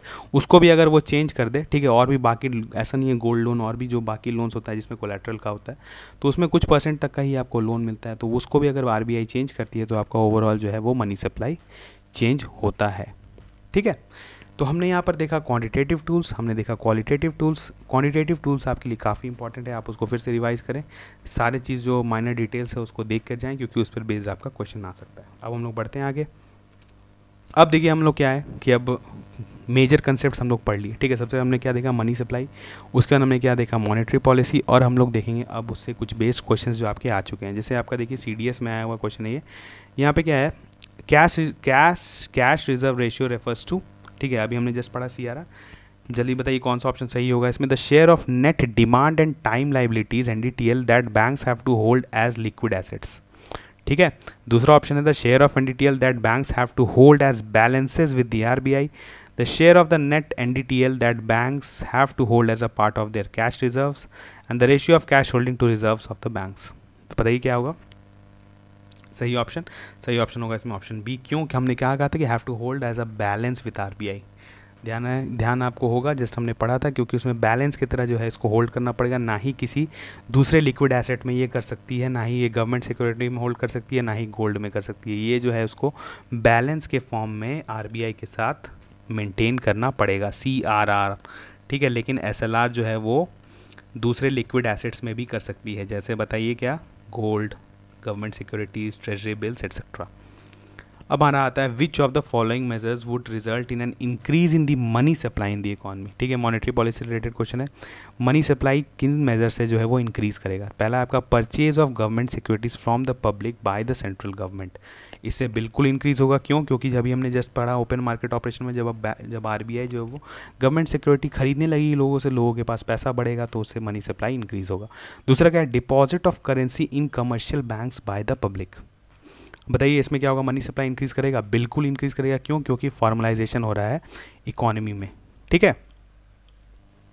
तीसरा ऑप्शन आप देखेंगे तो उसमें क्या है, borrowing by the government from the central bank, ठीक है। चौथा ऑप्शन भी हम लोग पहले देखते हैं, sale of government securities to the public by the central bank. ये तो बिल्कुल ही नहीं होगा। क्यों बताइए, जैसे ही जो RBI जो GSEC सेल करेगी तो क्या होगा, एक्सेस लिक्विडिटी जो है वो इकॉनमी से चला जाएगा, तो यहाँ से मनी सप्लाई नहीं बढ़ेगा, ठीक है। तो ऑप्शन 4 तो बिल्कुल ही आपका गलत है, तो ये ऑप्शन जो आपका एलिमिनेट हो गया, ऑप्शन बी और ऑप्शन डी। अब आपको यहाँ पर देखना है कि यहाँ पर मोस्ट अप्रोप्रिएट कौन सा होगा। अब देखिए, deposit of currency in commercial banks by the public, ये डेफिनेटली आपका जो है मनी मल्टीप्लायर इफेक्ट तो क्रिएट करेगा, पर यहाँ पर जो है ये इसको इस रेस्पेक्ट में देखा जा रहा है कि वो जो पब्लिक के पास जो है वो पैसा कम जाएगा अगर वो जो डिपॉजिट कर देगी, तो यहाँ पर ये ऑप्शन गलत कंसिडर किया जा रहा है। देखिए कभी कभी हो सकता है क्वेश्चन में आपको मोस्ट अप्रोप्रिएट आंसर पूछा जाए, ठीक है। ज़रूरी नहीं कि आप जो कंसेप्ट वहाँ पर अप्लाई कर रहे हैं वो वहाँ पर सही ही बैठे, ठीक है। तो आपको क्वेश्चन के डिमांड के अनुसार ही आपको कभी कभी ऑप्शन सेलेक्ट करना पड़ता है। देखिए अब आपका तीसरा क्या है, borrowing by the government from the central bank. अब गवर्नमेंट जब सेंट्रल बैंक से बोरो करेगी तो ऑब्वियसली वो पैसा जो है उसके पास बोरो कर रही है वो कुछ खर्च करने के लिए, तो यहाँ पर हो सकता है कि वो पैसा जो है वो इकोनॉमी में डाले और उसके वजह से मनी सप्लाई इंक्रीज़ हो जाए। ठीक है, तो यहाँ पर मोस्ट अप्रोप्रिएट आंसर जो वो दिख रहा है ऑप्शन सी। ठीक है, हम लोग देखते हैं next question. Consider the following liquid assets. ठीक है, ये भी आपका 2000 प्री में आया हुआ क्वेश्चन है। Demand deposits with the banks, time deposit with the banks, saving deposit with the banks, और चौथे में है करेंसी। ठीक है, तो आपको क्या बताना है, current sequence of this assets in the decreasing order of liquidity. ठीक है, तो आप देखिए यहाँ पर क्या करना है आपको, लिक्विडिटी हमने क्या कहा, लिक्विडिटी क्या होता है कि जिस भी एसेट को या जिस भी एक्सचेंज करने वाले किसी भी मीडियम को हम लोग ईजिली ले सकते हैं और यूज़ कर सकते हैं। ठीक है, तो जैसे demand deposit with the bank है, ठीक है, सबसे पहले तो हमारे पास क्या हो गया, करेंसी। हमारे पास जो पैसा है वो सबसे ज़्यादा लिक्विड है, हम उसको कहीं पे भी खर्च कर सकते हैं, कहीं पर भी इन्वेस्ट कर सकते हैं।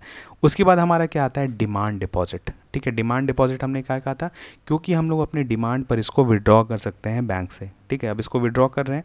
ठीक है, उसके बाद क्या होता है, हमारा सेविंग डिपॉजिट्स आ जाएगा। ठीक है, देखिए सेविंग डिपॉजिट्स जनरली आपका जो है वो डिमांड डिपॉजिट ही होता है, लेकिन कुछ कुछ जो अगर आपका सेविंग डिपॉजिट्स जो होता है वो डिमांड डिपॉजिट के अलावा भी कुछ होता है जो कि आपका लिक्विडिटी उसका कम होता है। ठीक है, तो आप कह सकते हैं कि जो आपका सेविंग डिपॉजिट है उसका एक सबसेट है डिमांड डिपॉजिट।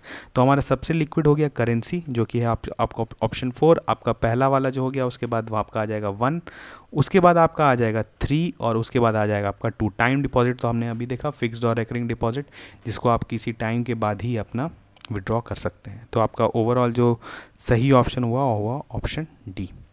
तो हमने यहाँ पर क्या देखा, हमने देखा मनी सप्लाई, हमने देखा मॉनेटरी पॉलिसी। ठीक है, एक लेक्चर में ही हमने काफ़ी चीज़ जो है कोशिश किया कि यहाँ पर आपका कवर हो जाए। ठीक है, यहाँ पर अगर आप इस वीडियो से जो है आपको मोर देन एनफ इन्फॉर्मेशन मिल गया। अगर ईपीएफओ में कोई भी क्वेश्चन आता है, ऐसे तो मॉनेटरी पॉलिसी से अगर क्वेश्चन आया तो सिर्फ एक क्वेश्चन आएगा, पर इतना इन्फॉर्मेशन क्योंकि आपसे अगर बेसिक ज़्यादा से ज़्यादा पूछ सकता है, CRR, SLR, repo, reverse repo, MSF, इससे ज़्यादा जो है ईपीएफओ में नहीं आएगा, लेकिन आपका स्टेट सर्विसेज में भी जो है आप इस लेक्चर से जो है क्वेश्चन सॉल्व कर सकते हैं। ठीक है, तो हम लोग मिलते हैं फिर नेक्स्ट लेक्चर में, हमारा इको का जो नेक्स्ट लेक्चर होगा। और आप बाकी जो है तब तक आप जनरल अकाउंटिंग प्रिंसिपल्स और क्वांट को भी पढ़ते रहें। ठीक है, और हमारा जो इंडस्ट्रियल रिलेशन का भी जो लेक्चर्स आते रहता है उसको भी आप देखते रहें, क्योंकि ये सब सब्जेक्ट सारा इंपॉर्टेंट है ईपीएफओ के लिए। ठीक है, तो हम लोग मिलते हैं नेक्स्ट लेक्चर में, तब तक थैंक यू।